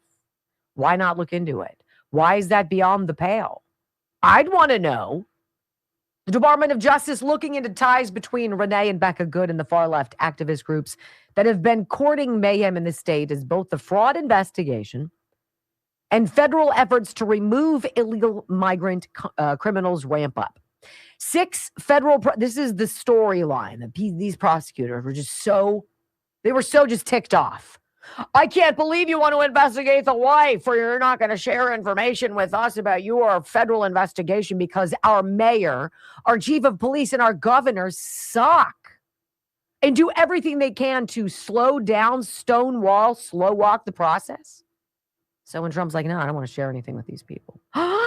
6 prosecutors resigned. That's not really what happened, but let's read it. 6 federal prosecutors resigned Tuesday rather than conduct an investigation into Becca Good, the activist wife of Renee Good, who was killed while ramming her car into an ICE agent last week. Becca Good was outside the car at the time, filming the action between her wife and the officer while taunting law enforcement. The New York Times reports that the Justice Department launched an investigation to examine ties between Ms. Good and her wife, Becca, and several groups that have been monitoring and protesting the conduct of immigration agents in recent weeks. These prosecutors were reluctant to look into Good, who said after the shooting that it was all her fault. Why don't you want to look into her? Why don't you want a whole story about where these people came from, what happened, how they were radicalized? I mean, isn't that the part of the whole thing? No, it's not. Any more than the Clintons need to come forward. It's all good. Prosecutors further, per the New York Times, were displeased about the lack of an investigation into the ICE agent here, Jonathan Ross, who fired the shots that killed Renee Good. The state of Minnesota has also been under investigation by the Department of Justice for fraud, in which primarily members of the Somali immigrant community formed businesses, nonprofits to obtain grants from the state, blah, blah, blah, you know. Now, one of the names that you will recognize is Joe Thompson. He is the guy who was in the U.S. Attorney's Office, who had come forward and said, we found all this stuff about the Feeding Our Futures fraud, right? This is what's going on. We've identified this. We're prosecuting people. 90% of them are Somalians, yada, yada. So why is he resigning? Because it makes it sound like he just couldn't stand it. They want to investigate Becca Good, the dead woman's wife. I mean, that's barbaric. Yeah, I don't think so. And that's not really what's going on. CBS News, however, wants you to believe this. Headline: at least 6 Minnesota federal prosecutors resign amid pressure to treat Renee Good killing as assault on ICE agent. Again, this is not true either. At least 6 career prosecutors in the Minneapolis U.S. Attorney's Office, including Assistant U.S. Attorney Joe Thompson, have resigned as the office continues to face pressure to treat the investigation of the fatal shooting of Renee Good as an assault on a federal officer case. Well, curious, CBS News is also now saying that this Jonathan Ross, ICE agent, who shot and killed Renee, suffered internal injuries because of him being hit by her car. 2 sources familiar with the matter tell CBS News, 2 sources familiar with the matter is always the tip-off, tell CBS News that the resignation stemmed from concern over a request to probe Good's widow, who was with her when they encountered the ICE agents, as well as the way that the case is being treated as an assault on a federal officer. Thompson was a lead prosecutor in the Feeding Our Future case, the COVID era $250 million fraud scheme, blah, blah, blah. The New York Times reported Tuesday that a number of people familiar with Thompson's decision said that he also objected to federal investigations, refusing to cooperate with the Minnesota state agencies. Well, it's curious because that's not what the DOJ is saying. And specifically, that is not what Harmeet Dillon is saying. She is the deputy attorney general. And this is for the civil division. She handles a bunch of other stuff. The real story behind the top DOJ attorneys leaving after this ICE shooting, they had planned on it. It had been planned before Renee Good decided to get in the way of ICE agents. They had planned early retirement or retiring now, and the date was going to be the beginning of January. It was going to be not dissimilar to Marjorie Taylor Greene's. And so they're walking. Well, why are we painting this as their outrage when in essence they had planned it and it just so happened that now's the time? Well, we're going to go there because there's never a story that cannot be manipulated to control you in some way. Okay? So buckle up when we come back on the Wendy Bell radio program. These 6 Minnesota prosecutors resign. Why they really left, the real story next on the Wendy Bell Radio Network.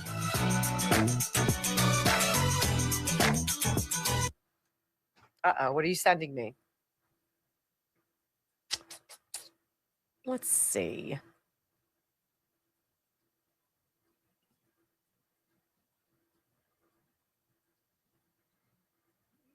I would also like to say that Jolene said that ghosting isn't your thing. Regrouping is your thing.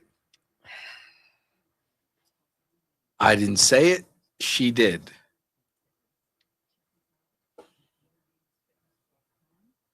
Let's just say that when I know it's probably prudent for me to go home and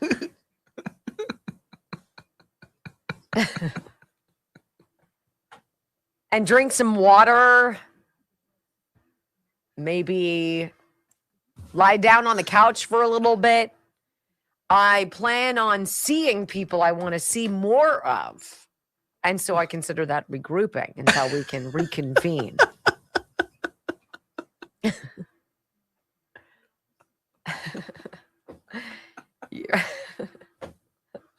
Oh. I hate everything about you and her. So I said no. I'm just reporting the facts. you're the messenger. Yeah. So apparently Iranian state TV is threatening to assassinate Donald Trump. Is that how you read it? Yeah, they put a picture of Butler, Pennsylvania, and said basically next time we won't miss. Next time we won't miss. Yeah. Okay. I think they got bigger problems right now. I'm gonna go to the bathroom. We'll regroup.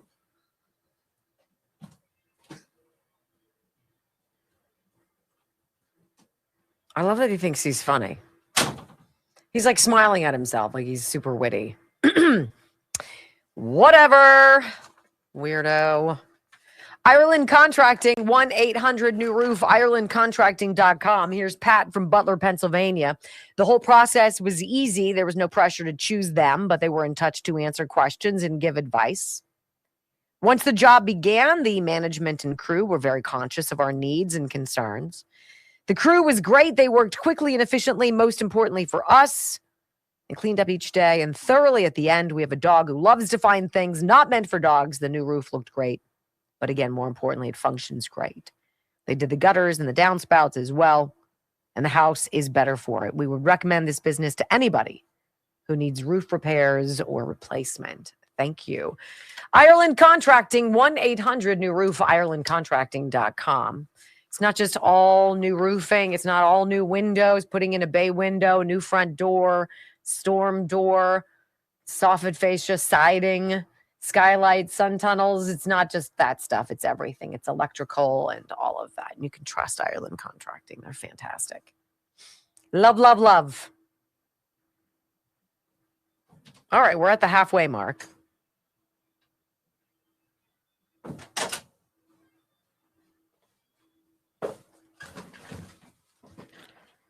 I will say that noon to 3 seems to go by faster than 9 to noon. Is that so? Yes. Do you guys agree? I don't know. I don't know how I feel about that.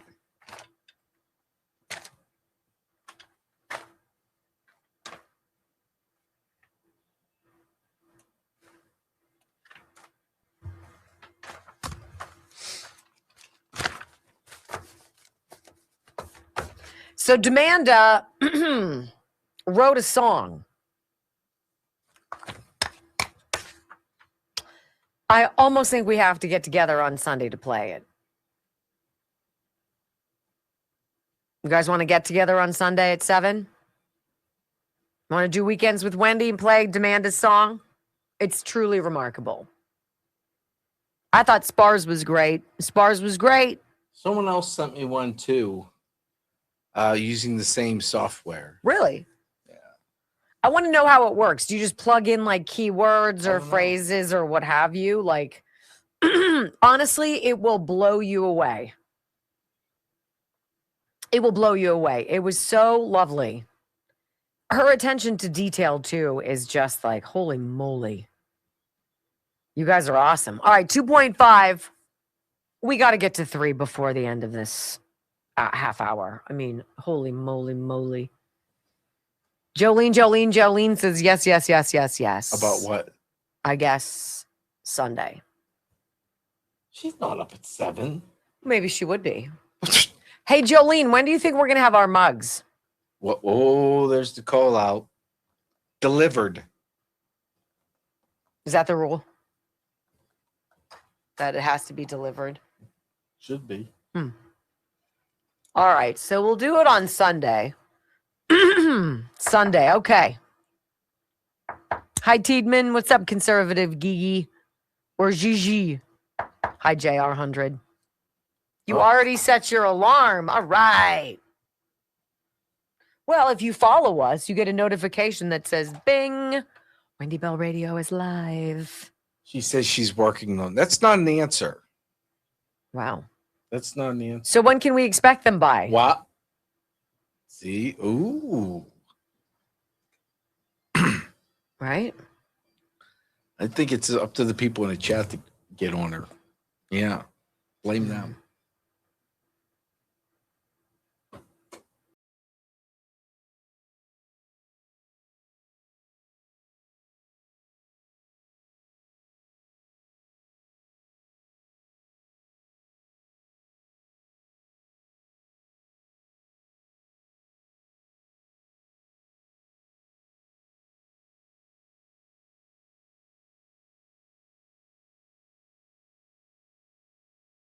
When I saw on CNN that Minneapolis's mayor, Jacob Fry, was alleging that immigrations and customs agents were actually making the streets of Minneapolis and St. Paul less safe.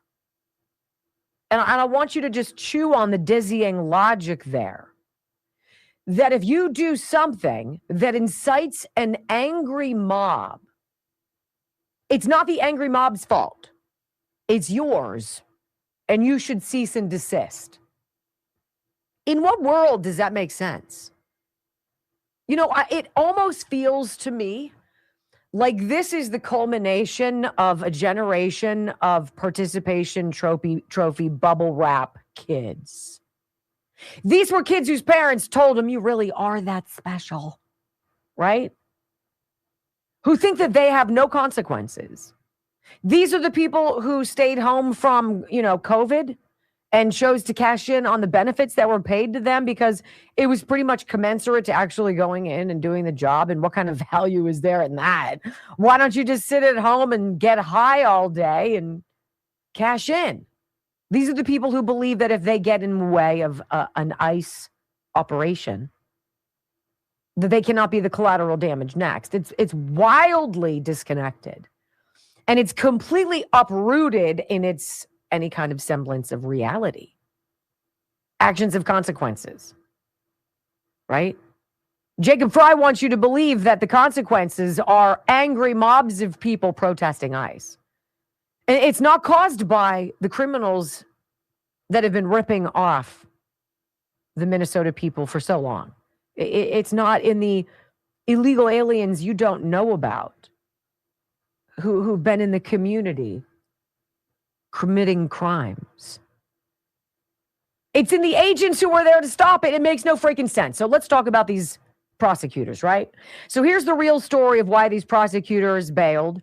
And we've got multiple takes on this. It's interesting how even something that's a scheduled departure, the beginning of the year, we're going to go for early retirement. I bet you Joe Thompson, the assistant or deputy, whatever he is, U.S. attorney, I bet he's got plans.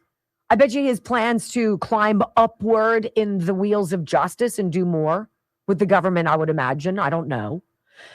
So this is the real story according to Town Hall. There are lawyers at the Justice Department who are quitting over the Minneapolis ICE shooting. That's the line we're going to hear for a few days now, I think.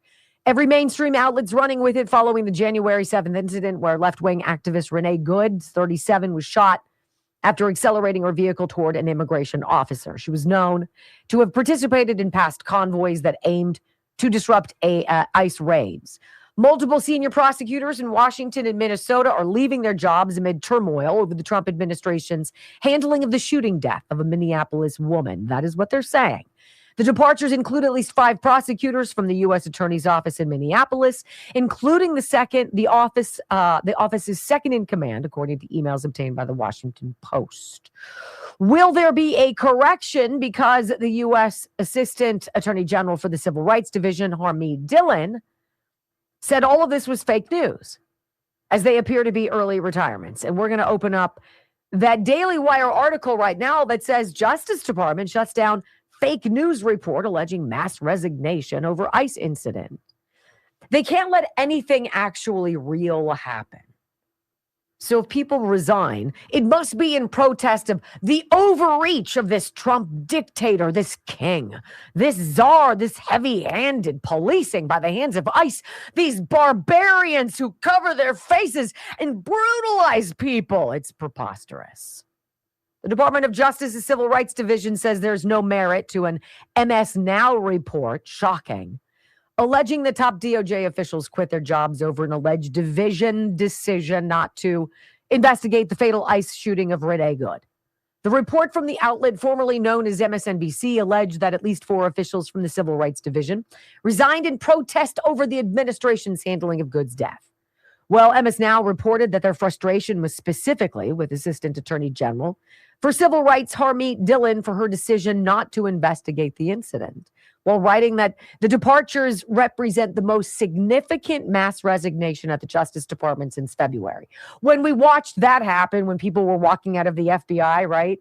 And there were people who were choreographing it, and some idiot with like a drum, and she was banging the drum like bah, bah, like the Covington Catholic School guy, Sandman, and the Indian guy, bang, bang, bang. It was the same thing. Oh, look at the activism. Oh, they must really be angry. Well, apparently 3 people had applied for early retirement the day before the shooting, which occurred on January 7th in Minneapolis, Dillon said. These 3 people gave notice weeks before the shooting took place. The 4th person mentioned in the story put in for retirement in early December, over a month before the shooting took place. 2 of the other people that the MS Now story references have not resigned and are currently at their desks working, the Daily Wire has learned.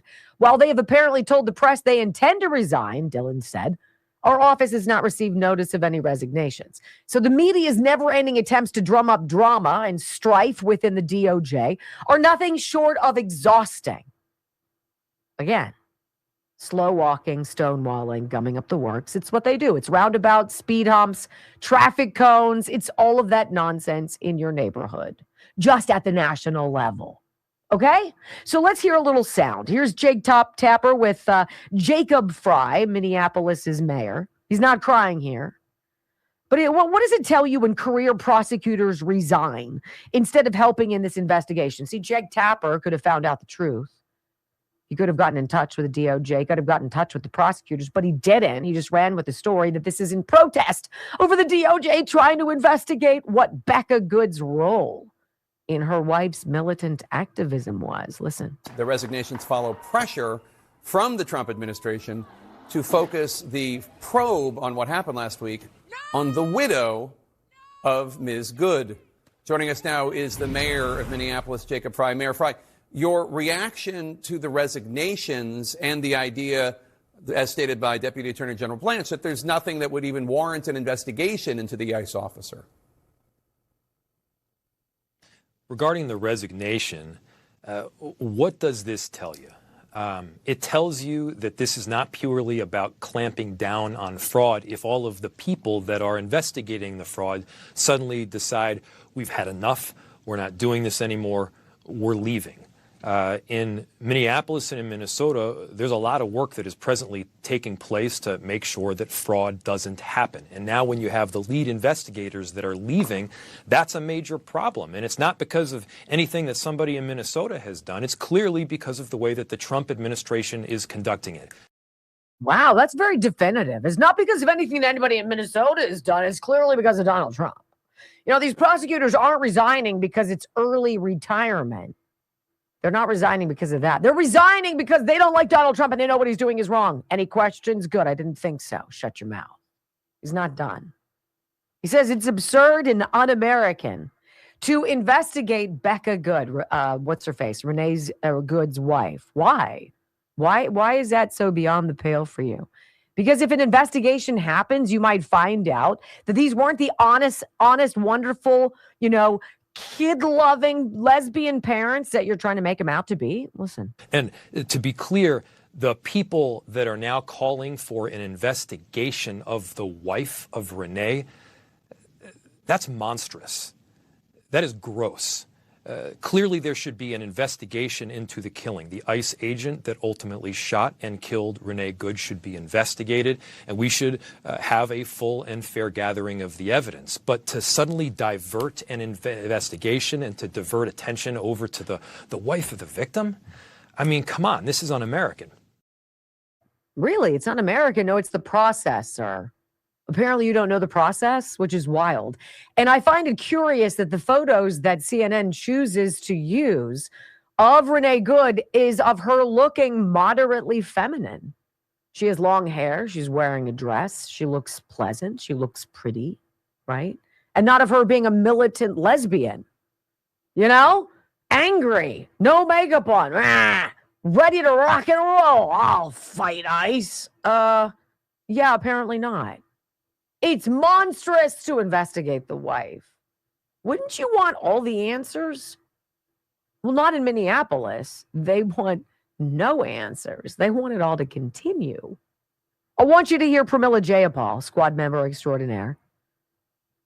She says something intriguing about, I mean, this is how preposterous this is in Minneapolis and in Minnesota. Pramila Jayapal wants to come out and say that Somalis helped build America. Man, these people were on the Mayflower. I'll tell you what, they were here. They were like white on rice. They were out there breaking ground. They were all part of war. They were part of westward expansion, right? They fought for us. Oh, right. No, they didn't. Listen. The majority of Americans across the country, regardless of political party, know that immigrants from all over the world, Somalia, India, wherever they're from, Latin America, Africa, that immigrants have built this country and make this country what it is today. Well, it's funny because immigrants from Somalia absolutely did not build this country. And if they did build this country, why are all of them on welfare? If you build something, you should be successful in it. You shouldn't have to mooch off the generosity of the people who think they're actually giving money to needy people, right? Oh, by the way, slight fact check of Ms. Jayapal. The majority of Americans voted for mass deportations, ma'am. And a fact check here, early Somali arrivals in the early 20th century to this country, sailors documented at Ellis Island about 1914. They worked as dock workers. They worked as traders, speaking specifically of Somalis. Dock workers or traders in port cities, including New York and Chicago. But their numbers were tiny, right? And their roles relatively marginal to America's core development, which predates them by centuries, right? Put that into AI. I can fact check that broad in a hot sec, right? The Somalis did not build America. They came here, by and large, under Barack Obama, under the guise of escaping civil war. But if you want to tell us that they have such great time in their home countries, why do they build nothing there? And they come here and never move off of the welfare rolls. I'm sorry. My generosity is now tapped out. When we come back on the Wendy Bell radio program, President Trump gives Tony Dokoupil, the new face of CBS Evening News, a shot at the primetime star. Does he swing and miss or hit it out of the park? You decide next on the Wendy Bell Radio Network.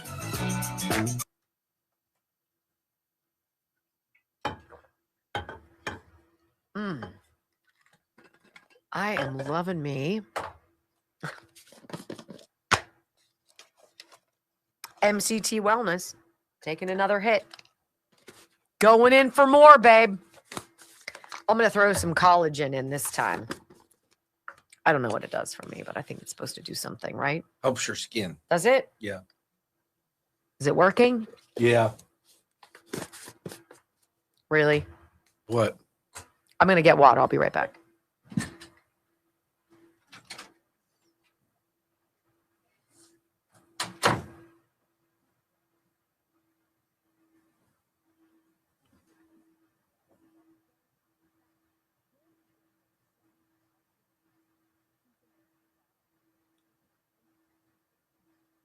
You have to love when they say Somalians built this country. Man, we all voted for 77 million people voted for Trump. and ICE to get these people out of the country, period.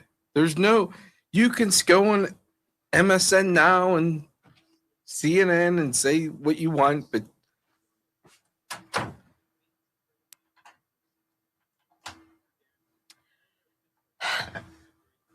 oh, you're back. Wow.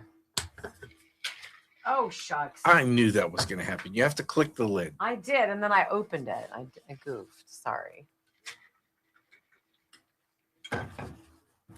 Hi. Morgane's Fitness. All right. Imagine not having to leave home. Imagine not having to go to the gym. Imagine being able to do everything you need to do everything you need to know what you need to do to lose weight, firm up, and gain some confidence before it's, let's just say, Easter. How about that? You could do it from home. Morgainsfitness.com, MORGAINZ fitness.com. It's called Ignite 90. You can do it on your computer. Go there, click on the button. I just drained that. Ignite 90. And what you're going to do is you're going to sign up with Kelly. And Kelly Morgan, who's a bodybuilder and a fitness instructor and a freaking awesome human being and a U.S. veteran, by the way, and a mom, she's going to help you walk through this process. She can help you figure out what foods to eat, what foods to avoid, and she's going to help you with some exercises. And you show up multiple times a week and you do those exercises for however long it is. And the days you don't do those, you get outside and you're walking, you're moving, you're doing stuff, you're drinking water, you're making smart choices. And at the end of 90 days, you're going to measure yourself and you're going to go like, oh my gosh. And you're going to find out how much fat you've lost, how much weight you've lost, how many inches you've lost, and how much you've gained in terms of confidence. That's the deal. That's how it works. 90 Ignite, morgainsfitness.com. And while you're doing that, what you can also do from home is Rumble. Wow, I know it's bad. It's bad. I know. I don't want to nag, but I want to nag because if I don't nag, it doesn't move. 2.65. Like we need 350 rumbles just to get to 3,000. And we only have 4 thumbs downs. Like what is wrong with you people? Yeah. Don't haters watch at different times? Honestly. Poo. All right, so how long are these two? 2:30. Total? Yeah.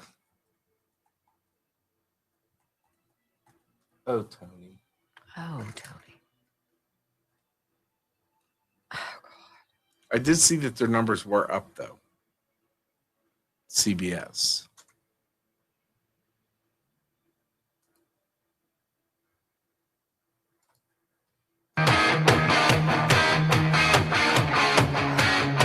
Welcome back to the Wendy Bell Radio program. So President Trump was in Dearborn, Michigan at the Ford truck plant there, and he got a tour, was talking about automation, things changing. We're getting more robots. We got lots of jobs to fill. The factory is going to 24 hours.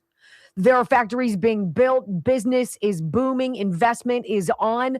These other countries are investing trillions of dollars. They're breaking ground here in the United States. All of these things this president is doing, bringing down prescription drug prices, removing dangerous dyes, chemicals, and nonsense from our food, releasing Dr. Makari, and by the way, RFK Jr., to come up with common sense changes in the food pyramid. So now the guidelines that had been 160 pages, are you out of your mind? Have been streamlined to 11. And for every new regulation that is pushed forward, 10 must be rescinded, right? Getting rid of the red tape. Knowing all of that, knowing what this president is doing, putting these other Latin American countries on notice. Also sending a strong message to Iran, to China, to Russia, trying to figure out what the hell's going on in Europe with Russia and Ukraine. Figure out what to do to rebuild Gaza. What do you do with the Palestinians? How do you make that happen? Trump takes time to go to the Ford plant in Dearborn. Headline: Trump makes obscene gesture, mouths expletive at Detroit factory heckler.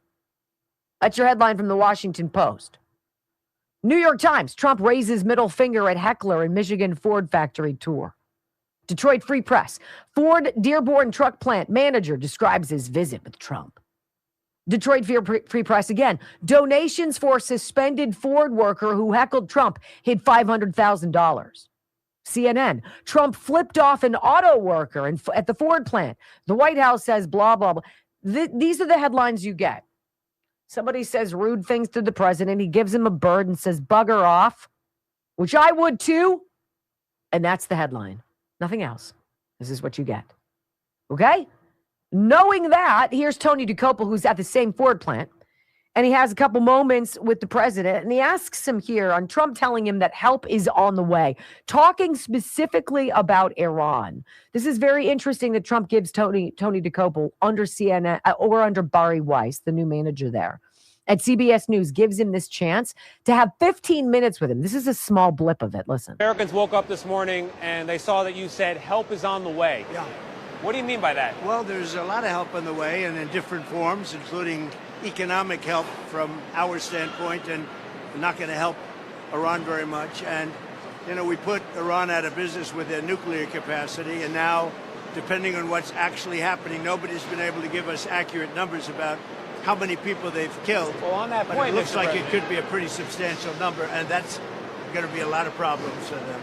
a lot of problems. On that point, you did say the U.S. would get involved if Iran started killing protesters. Yeah. They have, by the many thousands, according to reports. Well, we'll see what that is. I've heard two numbers, but we'll see what that is. Well, now we're hearing that they're going to start hanging protesters tomorrow. So it comes back to the question, have they crossed your red line, or has the line moved? I haven't heard about the hanging. If they hang them, you're going to see some things that I don't know what where you come from and what your thought process is, but you'll perhaps be very happy.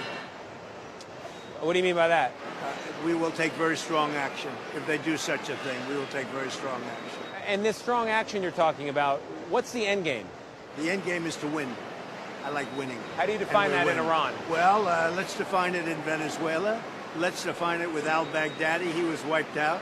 Let's define it with Soleimani. And let's define it in Iran, where he wiped out their Iran nuclear threat in a period of about 15 minutes once the B-2s got there. And that was a complete obliteration, as it turns out, which is what I said initially. Then some questioned it, and they said, you know, Trump was right. So we've been right about everything. We don't want to see what's happening in Iran happen. And, you know, if they want to have protests, that's one thing. When they start killing thousands of people, and now you're telling me about hanging, we'll see how that works out for them. It's not going to work out good. So that was very interesting. So they're standing up on the platform of this truck plant in Dearborn, Michigan, Ford truck plant. And President Trump gives Tony DeCoppel about 16 minutes.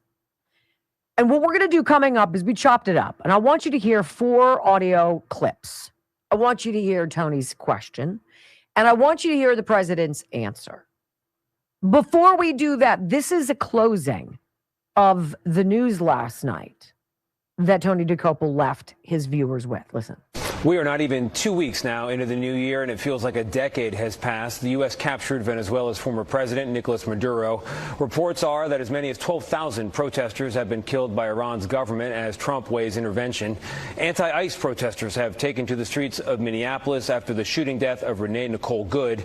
And tonight, we walked into not one but 2 exclusive news-making conversations. The CEO of General Motors on the future of American-made cars, and the President of the United States, Donald J. Trump, on the questions that matter most.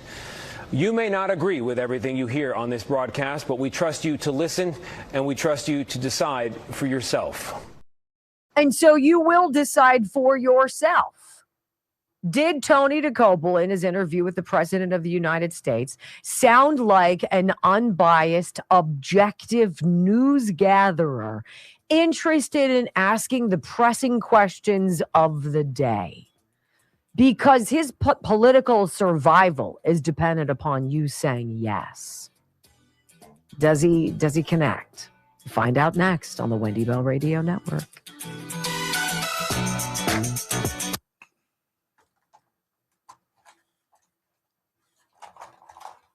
Like you can't say one thing. You can't say, I'm going to be open-minded, or I hear you, I'm out and about, and people are asking me, la, la, la, la, la, la, la. I got it, we're going to do something different for you. Every question he asked the president was a negative. There was not one setup. Like, you got some really great economic news today. Tell me how you see that impacting production here at this Ford plant or what have you. It's like, well, it looks like people's grocery bills are still a little expensive. And he's like, do you realize what we inherited? Do you realize what we got when we walked in? Do you have any clue in the world? Because the answer is no. No, he doesn't. Anyway, I got to do it again. I'm sorry. I had to put this up out of my way.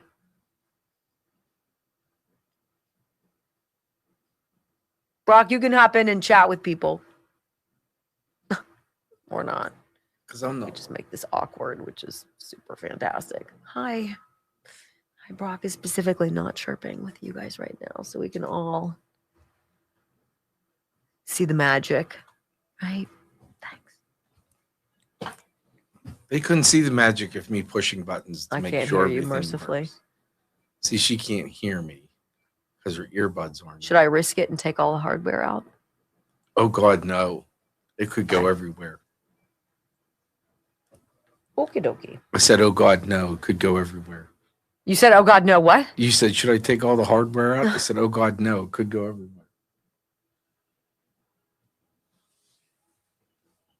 Like, I want Tony DeCopel to do well. You know, I want objective news. I want to believe. You know, right now I searched something and all of these. I searched Trump, plant, Ford, Tony, and up came all of those headlines. The guy at the Ford plant shouted at him, called him a pedophile protector. And you're the pedophile president. And then a pedophile president. And he gave him the finger. I don't blame him. Can you imagine? I thought Joe Biden was a joke. I thought Barack Obama was an abject abomination. And everybody who signed up for hope and change. That was the thing. You hoped you had some change in your pocket. Because everything. I've never heard that before. That's funny. Did you make that up? Yeah. No, you didn't. Don't take credit for other people's stuff. You're not that funny. I know you think you're funny, but you're so not funny. So let's see if you guys are close. Are you close? No. 277. All right. So what do we have to do? If I stare lovingly in your eyes, give it time. I bet you if I stare lovingly in your eyes, I guarantee you in the next minute, we'll get up to 2.85. All you have to do is hit the rumble button, the little thumbs up button. This is going to be creepy. Why? For the next minute. What? I sing to you for a minute every day. Wendy and Brock, are you guys ever friends? Or are you guys even friends? I'm sorry. Well, that goes without saying. No.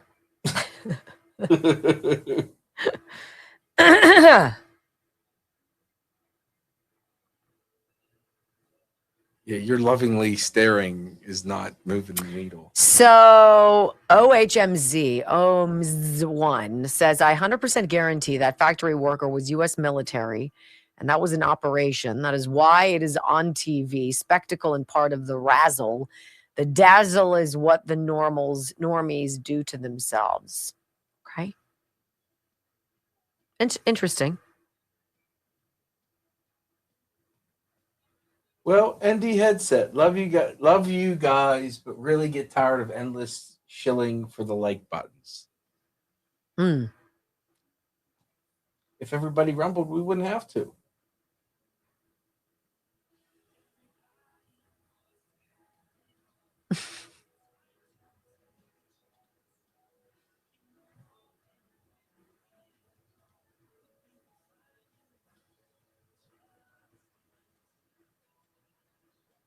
I like that Trump gave him the bird. Why shouldn't he? He's human. You want to treat him like shit? He has every right to do it. Wait, I did not understand what you were just talking about. What did you just say? I said I love that Trump gave that guy the bird. He's a human being. He's allowed to react. You're going to be malignant and say stuff that isn't true. He should be entitled under his First Amendment right to give you the finger. So I kind of like him more because of it. Brock found a really good explainer from Just the News about some of the strategy around Greenland. And it's interesting because now Denmark, China, and Russia are all saying that Trump's heavy moves to get in there, or saying that they're all ready to move in, is wrong, and that's not what's going on. And it's like, okay. But they had like a threat assessment. The Denmark did, and it showed, oops, we've got some company in the Arctic Circle. Maybe we should talk about that. It's a great article. I love it because people are like, it's not a big deal. We don't have to take Greenland. And it's like, what do you know? And you guys can all thank me now that live in snow Pittsburgh. Why? My snow blower is being delivered after being tuned up, which means it will not snow the rest of the year. Ah, you believe that you've got that kind of... You know, the last time I used it, 2 years ago, the last time it was tuned up,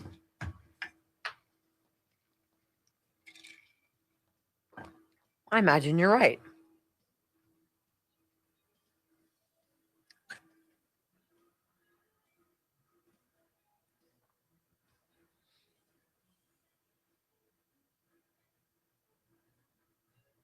is it supposed to snow tonight?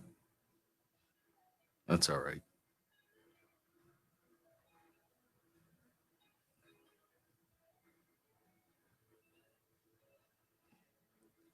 This is for the guy who gave the finger to. 5, 4, 3, 2, 1. Wendy Bell, America's anchor mom, fighting for America 1 hour at a time. Welcome to the family. We're going to win so much. We're going to win at every level. We're going to win economically. We're going to win with the economy. We're going to win with military. We're going to win with health care and for our veterans. We're going to win with every single facet. We're going to win so much, you may even get tired of winning. And you'll say, please, please, it's too much winning. We can't take it anymore. Mr. President, it's too much. And I'll say, no, it isn't. We have to keep winning. We have to win more.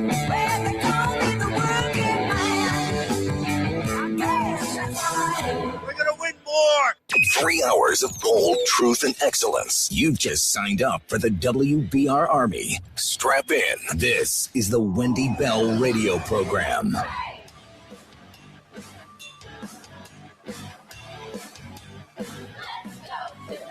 Welcome back. Hour number 3 of the Wendy Bell radio program is live. So let's talk about this Trump-Tony DeCopel interview briefly that happened yesterday in Dearborn, Michigan. Trump was touring the Ford F-150 assembly facility in Dearborn when a worker on the plant floor shouted what sounded like pedophile protector as the president stood on an elevated walkway, the video showed.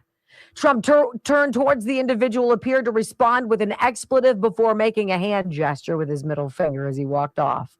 Other Ford employees cheered and welcomed the president as he toured the assembly line, taking photos with workers and shaking hands. After the incident, the worker who shouted at the president was suspended. Auto Workers Union that represents workers at the auto plant told Reuters. The union on Wednesday issued a statement defending its members' right to free speech and vowed to ensure that our member receives the full protection of all negotiated contract language safeguarding his job. I guess there really is no rule against you being a jerk. But, you know, this is always how it is. We're always going to defend those who do, right? The embarrassing thing, the outrageous thing. Okay, whatever. I don't think Trump really cared. I don't think he necessarily needed the worker to be suspended, but that's what happened. Okay, so that said, let's get into this interview, the full interview with why it matters in Michigan at this Ford Dearborn truck plant, right? And Tony DeCopel asks President Trump, he says, are you focused enough on America? You've got this stuff going on. We just talked to you about Iran. You said you've got moves you're going to make. What are you going to do, in fact, if Iran is hanging protesters, if it's bloodshed, if it's gruesome, if it's barbaric? Trump's like, they don't want to find out. Trust me. And this is where Tony goes on. Are you focused enough here on America? Listen to the question and the answer. There's so much going on overseas. Understandably, a lot of your focus has been on other countries. But when I talk to Americans, when I talk to your own voters, they want your focus to be on them, and they feel like it may be drifting. What do you have to say to them? Well, Tony, we have the strongest economy maybe in the history of our country. If you went around this plant like I have, they just announced they're going to 24 hours. This is a Ford plant, but GM's the same, Stellantis is the same. They're going 24 hours all around the clock. They're enlarging every plant in this country. We're building more plants in the country than we've ever built. There's no inflation. You saw the inflation numbers.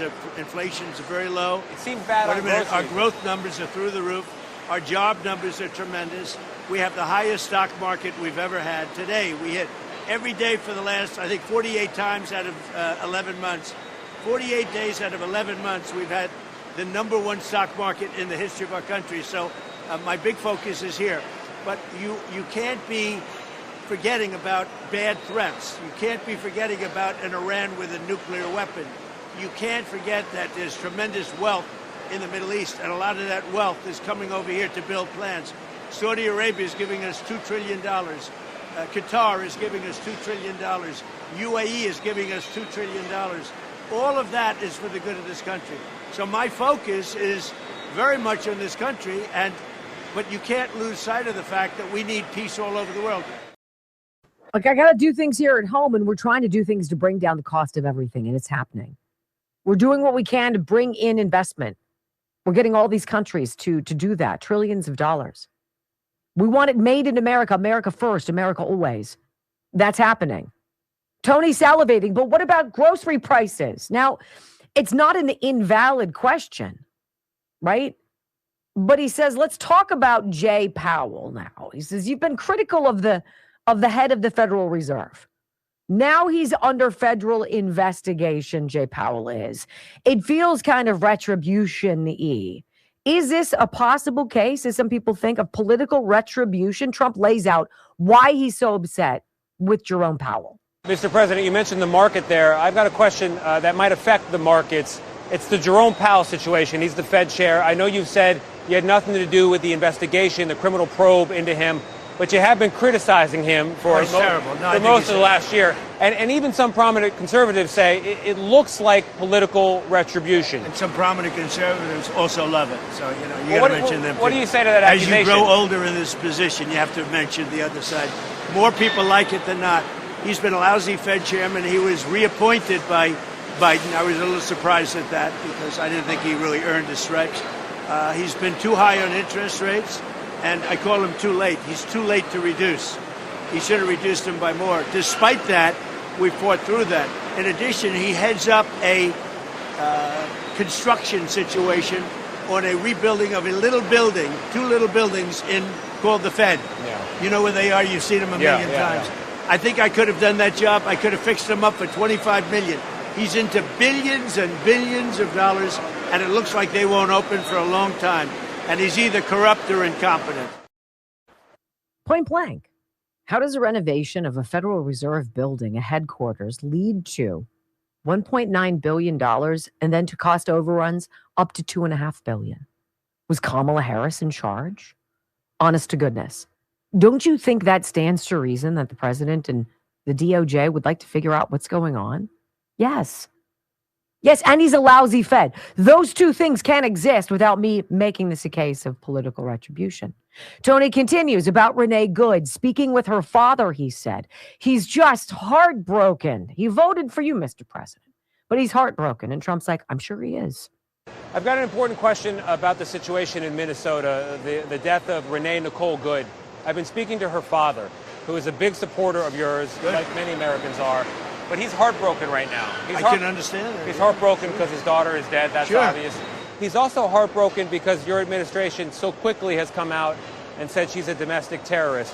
What do you want to say to her father right now? Well, I want to say to the father that I love all of our people. They can be on the other side. As you say, he might be on my side. He is on your side. And I think that's great. And I do. I think it's great. And I would bet you that she, under normal circumstances, was a very solid, wonderful person. But, you know, her actions were pretty tough. I mean, I've seen it many ways and many different shapes and forms. But the bottom line is, look, we have hundreds of thousands of murderers in our countries, killers. ICE is trying to get them out. They were let in through an open border policy of Sleepy Joe Biden. ICE is working very hard to get them out. Their job is being made very, very difficult. And, you know, when you look at that tape, it can be viewed two ways, I guess. But when you look at the way that car was pulled away, there are a couple of versions of that tape that are very, very bad. Do you think he knows? Of course he knows. President Trump has seen all of the video. I mean, he doesn't usually go out and say things are one way when they're the other. That's just not what he does. And so Tony's talking to the father. The father is heartbroken, voted for you, but is heartbroken. Of course he's heartbroken. His daughter should never have been there. And now you've got a mayor and a governor and prosecutors there who don't even want to investigate. The wife. What were you guys into? What were you all about? What was the mission? What was the purpose? What kind of investigation would be complete without that? It makes no sense. And then finally, there's this question. Tony cannot help himself. He can only focus on the negative, of course, on what he thinks is negative, on Ford needing auto workers. Listen to how President Trump turns what Tony pushes as a negative into the sign of positivity. Look, things are going so well. We don't have enough people to fulfill the jobs. Listen. But are they going to have people to build these cars? The CEO of Ford said not long ago he's got 5,000 open mechanic jobs. He can't find people willing and able to fill them. That's a good thing, Tony. That means it's vibrant. You could also have things where you have so many people and they can't get jobs. It's true. We are doing so well, it's hard. Now, what's going to happen is people are being trained rapidly, and you're going to have a thing called robots. And robots are going to be a big factor. I predict that robots are going to be a big factor in the future, and it's going to help out. But you have a situation now where our economy is doing so well that it's not that easy to get people. We're training people, they're training people, companies are training people, and they're doing well. Why do you think that's a positive question you asked me. I don't think you asked it in that way, but we are doing so well right now that we're training people to take those jobs. One other thing, we terminated many federal jobs. Because that's a good thing, because they want to go private. The way you make our country great is you can't have too many federal workers, all right? Those workers are being trained to go into the private sector at a much higher salary. So while Joe Biden was telling people in coal miners, when all of the plants closed because of the climate hysteria, you know, boo-hoo, get yourselves out of the mines, go learn how to code. There wasn't actually a process to help people who were losing their jobs find a different line of work. Trump said in this interview, which I didn't play for you because it's kind of an adult spot, he's like, look, a lot of these federal workers who we are eliminating from the 2.2 million payroll, right, of 2.2 million federal workers, a lot of these people are the ones who are being trained to do these jobs at companies just like this. And they're making twice or three times, if not more, what they had been making. You have no idea, Tony. From the vantage point what you have no idea about the economic excitement going on in these United States. So you decide, do you think he did a good job? Did Trump have to fight to explain the good stuff? A little bit. When we come back on the Wendy Bell radio program, can you imagine Lori Lightfoot was leading America's third largest economy and now she can't pay her credit card bill? Say what? Where'd the money go? Next on the Wendy Bell Radio Network.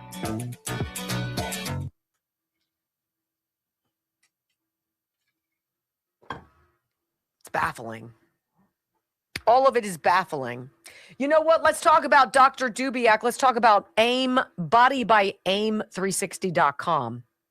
So what Dr. Dubiak does, and I think it's cool that he was selected by this company that is behind the genetic test that Dr. Dubiak is now offering.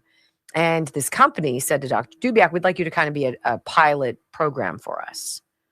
We like your practice. We like the people that you attract. And it's based on blood work weight loss. where you go in and you give blood and you get a review of all of these things going on inside of your body, ways in which you're deficient, things that just are kind of haywire, things you need to be aware of. You find out about gluten intolerance, things of that nature. And through your blood work, you can get the appropriate supplementation you need and get on a program and lose a crap ton of weight. Brock did it. BodybyAIM360.com. He lost 70 pounds. It's amazing, but it works. So this other company was like, we're doing genetic work and it's really extensive. This is a special offering and we'd like to have you be our pilot physician and see what people who get it from you find out about themselves and then how they feel about it. And so Dr. Dubiak called us, super excited to tell us about AIM Print. And it is their genetic testing mark. It is giving you a look inside of your body that you've never had before. Doesn't just look at you now, but it looks at your propensity to be this or that down the road, to be morbidly obese, to be a diabetic, to be someone who gets cancer, to be someone who is susceptible to alcoholism, to someone who might have problems with cognitive decline. All of these things. It tells you about your sleep. It tells you about your cholesterol. It tells you about your testosterone. It tells you about your hormones. All this stuff. 37 pages. It's amazing. BodybyAIM360.com. All you have to do is click on it, add it to your cart. Make sure you add the $79 consultation because you're going to get the results back and be like, I have nothing. I don't know what this means. And you'll need the doc or somebody in his office to walk through it with you. It's fascinating. No blood draw. No need to visit. From the comfort of your home, go to bodybyAIM360.com. Order the kit, order the consultation. It's $499. You'll get it in about you get it in the mail, and then do the swab of your mouth, stick it in the mail, and wait for the results. Takes about 3 weeks to get back. Phenomenal news, phenomenal information. BodybyAIM360.com. Mayor Jacob Fry. The ICE agent walked away with a hip injury that he might as well have gotten from closing the refrigerator door with his hips. What did I just tell you? They'll make up some reason. Not knowing his medical records, and God knows that's a HIPAA violation. I watched Will Cain yesterday, was with Maxwell Frost from Florida. He's the freshman lawmaker. And he said that Maxwell Frost called him a murderer. Called Jonathan Ross. Yes. And Will Cain, who's an attorney, said, I'm just going to warn you. You're doing the definition. You're an elected official. This is the definition of defamation. I'm warning you as an attorney that you might want to walk back what you're saying. Yeah. And like a true Democrat, he's like, I refuse to back down from the administration. Oh. So he backed up without, but he's like, I'm an attorney. I'm telling you. Yeah. You and Doc Rivers and Steve Kerr, all these NBA coaches, you're going to get sued for defamation, and he's going to win. Why are NBA coaches weighing in on something that has nothing to do with them? Right? Stop it.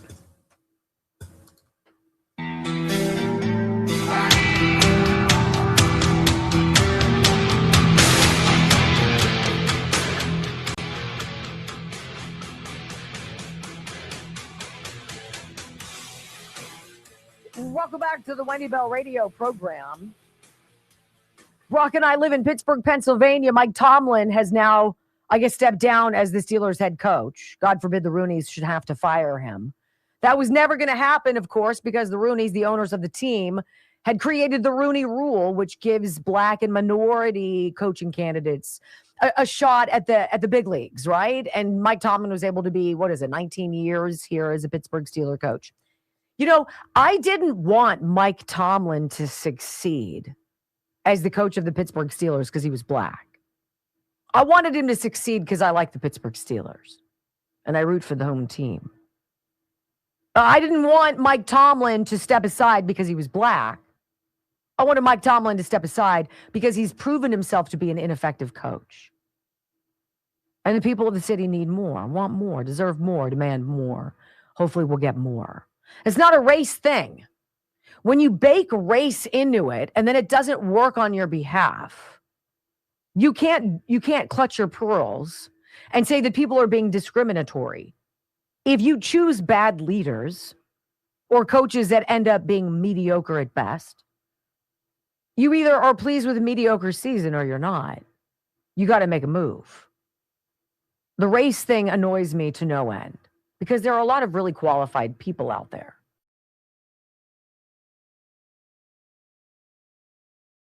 But look like a certain box we're trying to check at chances that other people don't. Lori Lightfoot was given a chance, though one must wonder what the hell her qualifications ever were. To be the mayor of Chicago, third largest economy in the country. Woman is an idiot. She is a danger, is what I should say. Bank sues former Chicago mayor Lori Lightfoot for refusing to pay her credit card bill for 17 months. Can you imagine?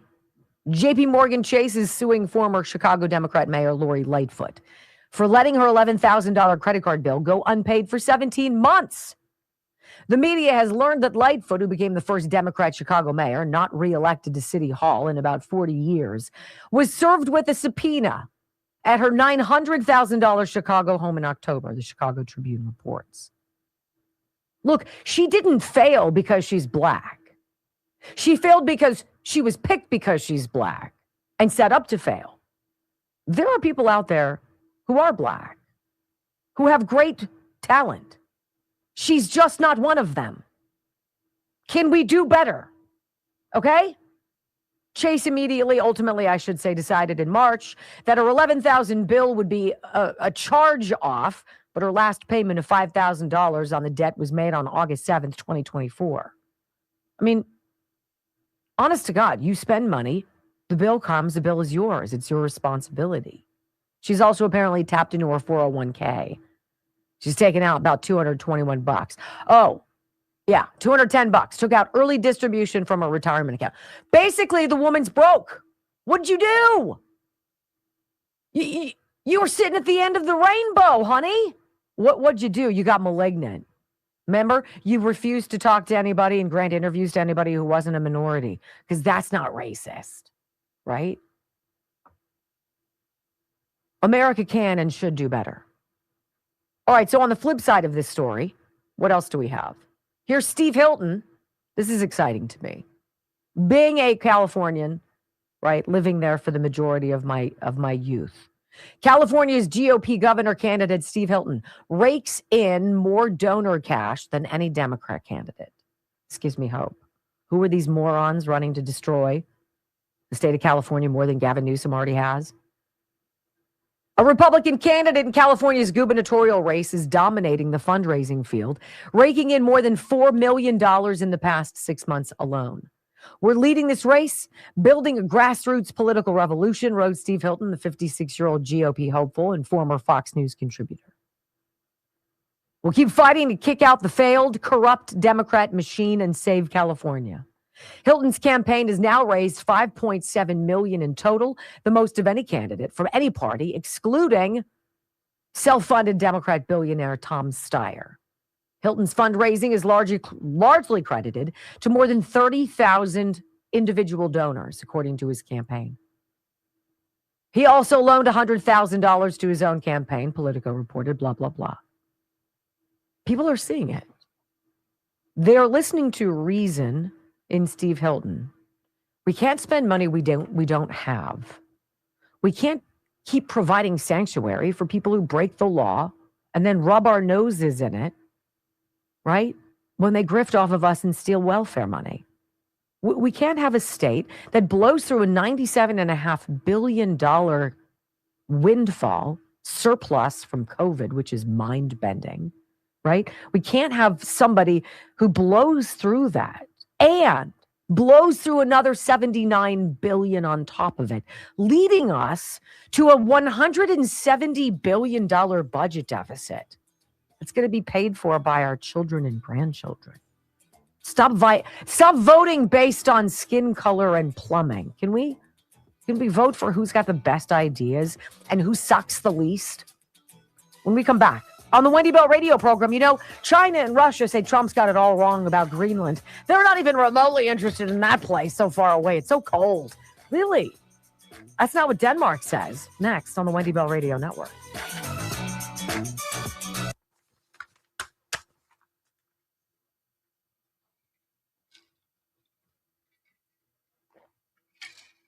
Oh no, what are you sending me now?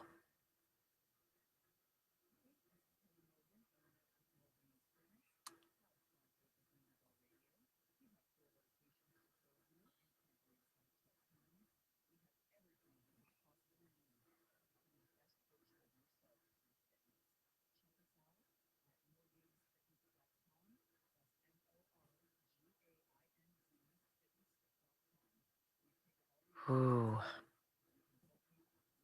So Brock just sent me this thing from James O'Keefe. Apparently, senior DOJ Epstein investigator reveals Epstein was CIA. Confirms rapes occurred while Bill Clinton was on the plane. And says about President Trump, he's protecting a lot of other people. He's not protecting himself because there's nothing there. This guy, Glenn Prager, Jeffrey Epstein investigator, Department of Justice.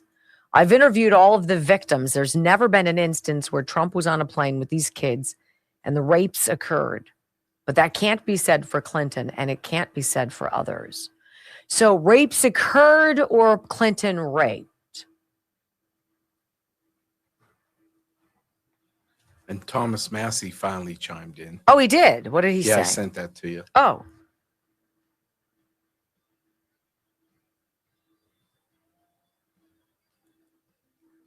But said nothing about the victims.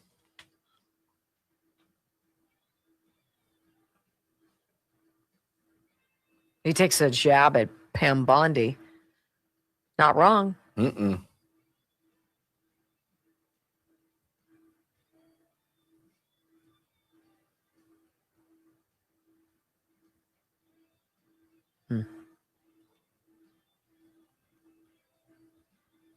It's hard hating most people. Sorry.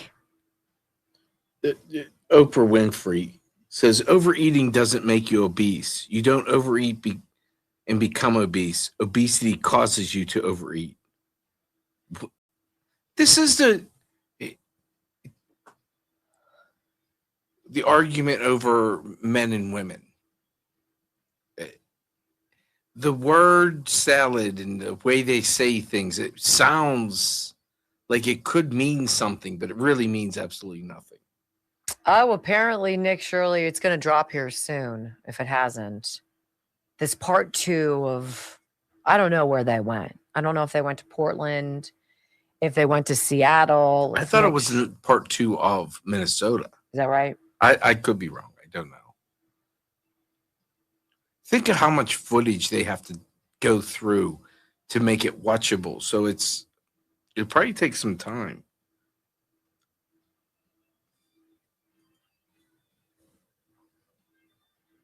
Shut up, Oprah. Like, why Go away. Why is she relevant? I don't know.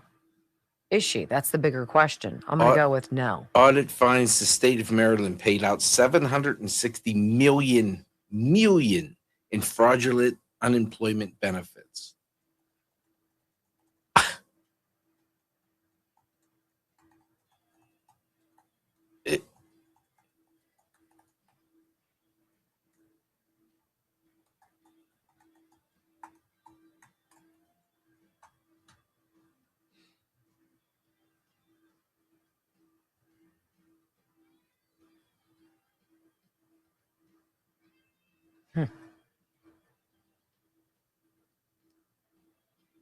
I feel a little fussy.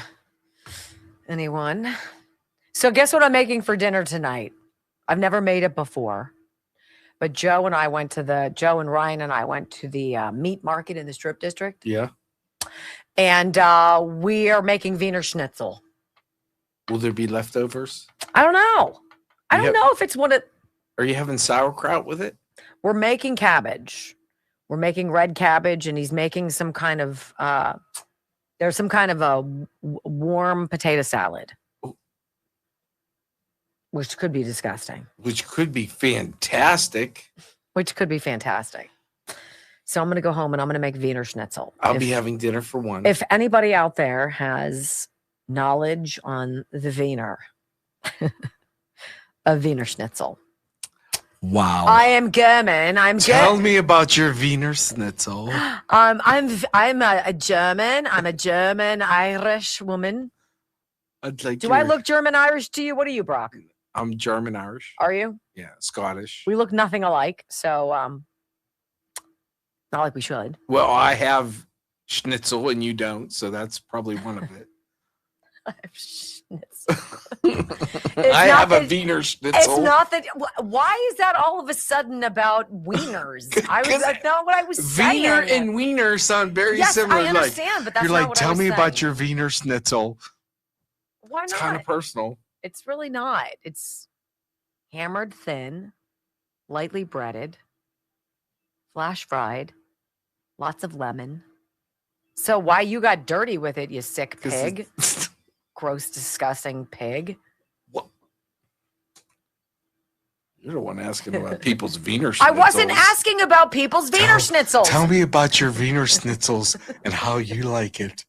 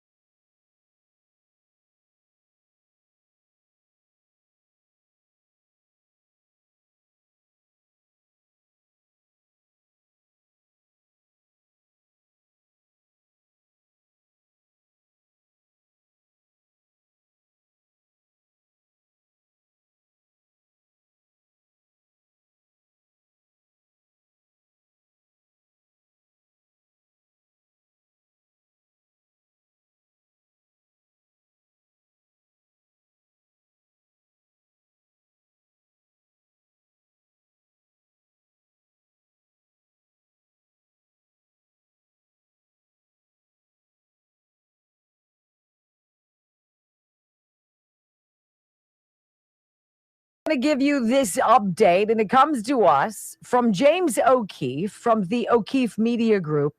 I'm going to say when the FBI raids your house under the Joe Biden administration looking for Ashley Biden's diary, you're probably on the right side of the political spectrum for me, James O'Keefe.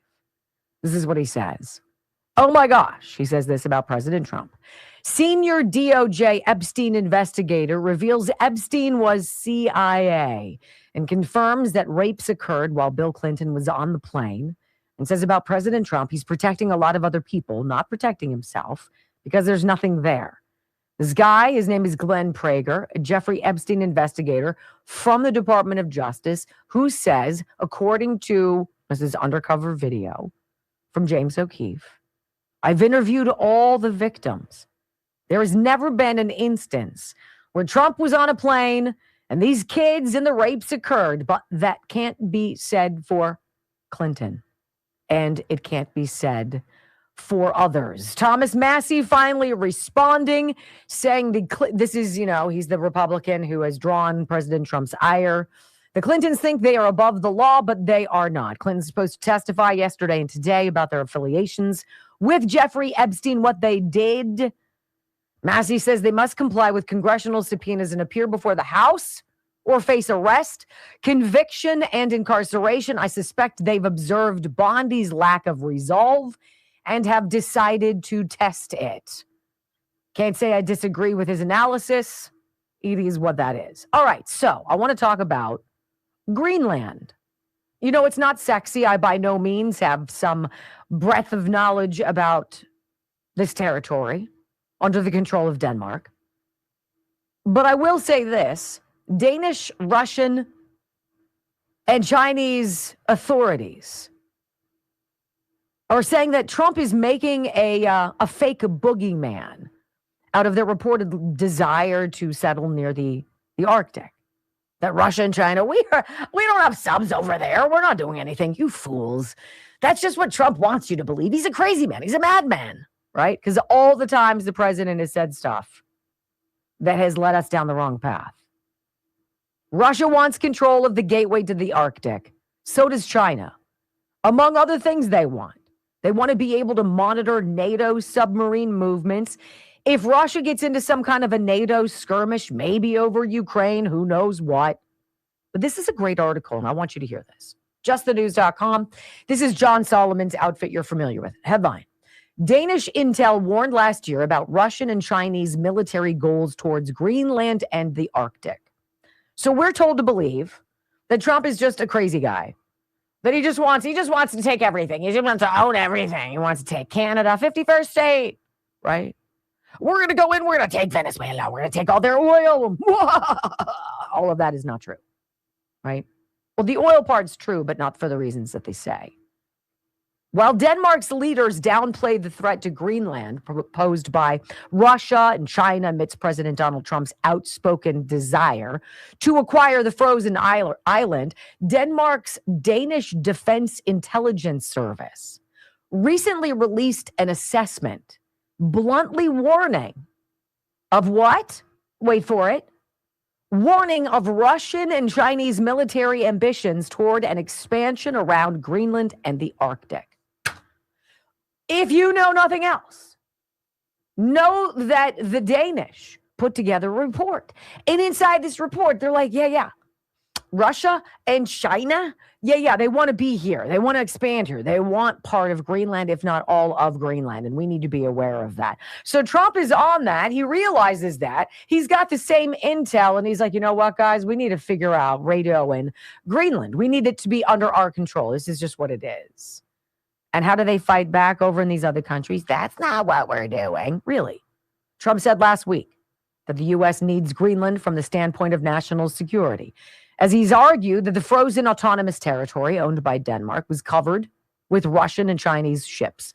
Top Danish foreign policy and defense officials quickly sought to push back on Trump's claims, claiming there are not, in fact, Russian and Chinese ships near Greenland, and going so far as to say that it's delusional to think that Russia and China pose a threat to the massive frozen island. Okay, right. Chinese propaganda outlets and its foreign ministry echoed the Danish denials and claimed that the U.S. was acting out of a sense of self-interest and not based on security concerns. The president told you exactly what he told you. This is the story. We need it for national security. They got Chinese stuff, Russian stuff all over the place. They want to make plays on it. It's a valuable area for us to have, not just for shipping, but for Space Force, as we talked about earlier this week. Chinese propaganda outlets and its foreign ministry, yes. But the Intelligence Outlook 2025 that the Danish put out, this is the report on the security of the Kingdom of Denmark, released just last month, had warned at great length that China is preparing for a military presence in the Arctic, and that China's long-term Arctic interests include Greenland. The report then highlighted Chinese air-based, seaborne, and submersible activities in the Arctic. Oh, look, there they are, like Trump said. No, they're not there. That's delusional. That's what a crazy man, dictator. He's a king, isn't he? Yeah. Aren't you guys supposed to be talking about that? Huh. The Danish intelligence report had further assessed the militaries of China and Russia were collaborating more closely in the Arctic, displaying the growing Dragon Bear alliance between Chinese President Xi Jinping and Russia President Vladimir Putin. The report noted that Russia, quote, uses every available tool to monitor and chart the waters between Greenland, Iceland, the Faroe Islands, and the United Kingdom as part of the preparations for a potential confrontation with NATO. And as the Kremlin deploys submarines, ships, and planes near Greenland, which we were told wasn't going on. Remember? The U.S. Office of the Director of National Intelligence's annual threat assessment in 2025 also detailed Russian and Chinese ambitions in the Arctic, specifically stating that both U.S. foes had specific strategic interests in Greenland. The Pentagon's Arctic strategy, penned in 2024, actually during the Biden administration, also warned about growing Russian and Chinese military cooperation in the Arctic. So why are these people all telling us it's not happening? Why would Denmark, Russia, and China say, no, stop it? That's so not what is happening, okay? The Embassy of Denmark in Washington, D.C., did not immediately respond to a request for comment. We need Greenland from a national security situation. It's so strategic, Trump said on Air Force One last week. Right now, Greenland is covered with Russian and Chinese ships all over the place. We need Greenland from the national standpoints, or national security standpoint. And he added over the weekend, if we don't take Greenland, Russia or China will. And I'm not letting that happen. One way or another, we will have Greenland, the president said on Sunday. This has prompted a flurry of pushback. Danish politicians who downplayed the threat posed by Russia and China, with the Chinese government and its propaganda arms directly echoing some of the denials by the Danes. Blah, blah, blah, blah, blah. But it's interesting. The Danish intelligence report painted a much more complicated picture than the denials from politicians, laying out Chinese and Russian military objectives in the Arctic and interest in the Greenland region in particular. The report also found that the Russians viewed the ocean to the east of Greenland as key in any future war with NATO, and that China was eyeing Greenland for long-term strategic purposes as well. For Russia, the waters between Greenland, Iceland, the Faroe Islands, and the UK, the so-called Guyuk Gap, form the main maritime gateway to and from the Arctic. This gap is vital for Russia in the event of an armed conflict with NATO. In such a conflict, Russia would seek to disrupt the supply lines between the United States and Europe by deploying attack submarines capable of transiting the gap undetected. At the same time, Russia would seek to monitor and track any NATO submarine movements within the gap. Right? The report also made clear that Russia was deploying assets by air and sea close to Greenland's coast, noting that despite the considerable geographical distance, Russia periodically deploys submarines, surface vessels, and aircraft near both Greenland and the Faroe Islands, as well as throughout the waters between them, right? Although Chinese companies have shown interest in investing in Greenland, this has so far not produced tangible results. Nevertheless, China's long-term Arctic interests include Greenland, and it is expected to continue pursuing cooperation with them, particularly in research, but also in commercial ventures. And Donald Trump just said no. No. This is our hemisphere. This is part of our Western hemisphere. You do not get to weasel in. You don't get to float by. You don't get to do a drive-by. You don't do a Chinese spy balloon. Oh, I'm sure it's just, people who strayed from Napa Valley, flying over the vineyards. Yeah, but they're at 30,000 feet. What are they doing? Oh, I'm sure it's nothing. Right? Again, for the 7,000th explanation of it. I haven't gotten a Donald Trump lie yet. Have you? I mean, if he tells you this is what's going on, this is what's going on. If he tells a country you probably don't want to do that, they probably don't want to do that. If he tells people who fly over, Venezuela, that I'm just going to say to you, you might not want to do that for a couple days. There's a reason he's telling you. If he says, you know what? You will not be buying oil from Venezuela. And then he boards the vessels, right? Which have gone dark and put on Russian flags, and he says, we're capturing this. This is now American property. There's a reason why, right? There's always a reason why. And all of the spin and the propaganda, the people telling you that's not what's happening, not at all, which confirms to you that's damn well what's going on. We need Greenland stat. Let's roll. I'm ready. You ready? When we come back on the Wendy Bell, right? Didn't you want to know? I wanted to know. When we come back on the Wendy Bell radio program, President Trump remembers Scott Adams as People magazine spits on his grave. And he's not even there. Next on the Wendy Bell Radio Network.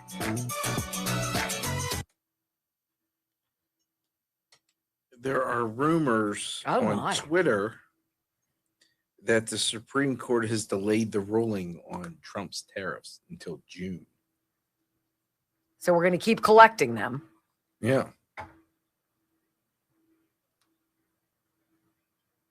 Why? Was there any kind of answer given? What do you guys think? 5,600 hanging with us. Well, let's be fair. Thank you. Ketanji Brown Jackson can't figure out what a woman is, how is she going to understand what a tariff is? It is really unfortunate. These people just look like it's a cringe. So I watched some of it yesterday, and What are you talking about? Oh, the Supreme Court? the Ketanji Brown Jackson. Oh, okay. And the attorney for West Virginia going back and forth. She's so dumb. The attorney was like, he wasn't stumped because she posed a question he couldn't answer. He was stumped the question was even asked. Like, it was such a stupid question. We're defining, now we're being, how'd she say, something like, now we're being discriminatory against cis women, and he's like, you're making up things. Like, That's not a thing. That's not a. You're inventing, you're creating a new line of gender. I have a vagina. Yeah, you should just be like, but I really think I have a penis. And so I'm going to act like I have a penis. I'm going to pretend. Well, let's pretend tariffs are 100% legal. We don't need to have this argument. Well, like the Clintons. Yeah. They have nothing to add to the investigation. Yeah. Like, why would I even waste your time? I mean, I wouldn't waste my time. I'm doing you guys a favor. I mean, think about it. It's such a hassle. And what are we going to get? I'm just going to do nothing. I can't take the 5th, so I don't want to show up. Brock, is that it? Yeah. Mm-hmm.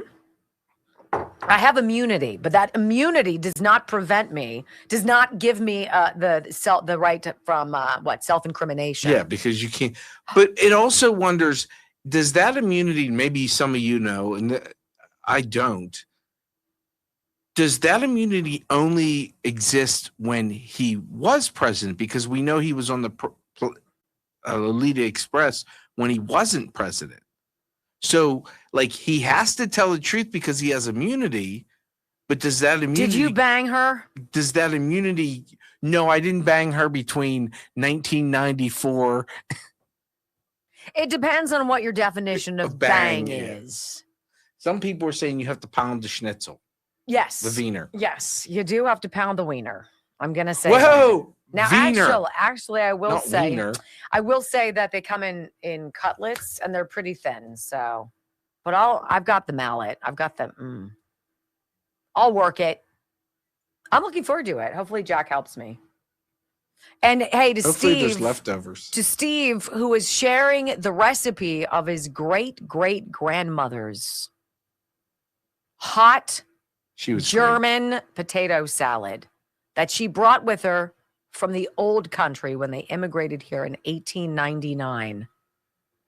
You will need 6 large potatoes, 1/2 pound of bacon, 1 onion you will dice, 1 tablespoon of flour, 1 cup of apple cider vinegar, a teaspoon of salt, 1 teaspoon fresh ground black pepper, tablespoon of sugar, and 2 teaspoons of or dashes of You better read faster. bitters. Really? That goes in your drink. And yes, Are they called Amanda, Angostura? that did escalate fast. What? Oh, the wieners? The pounding of it.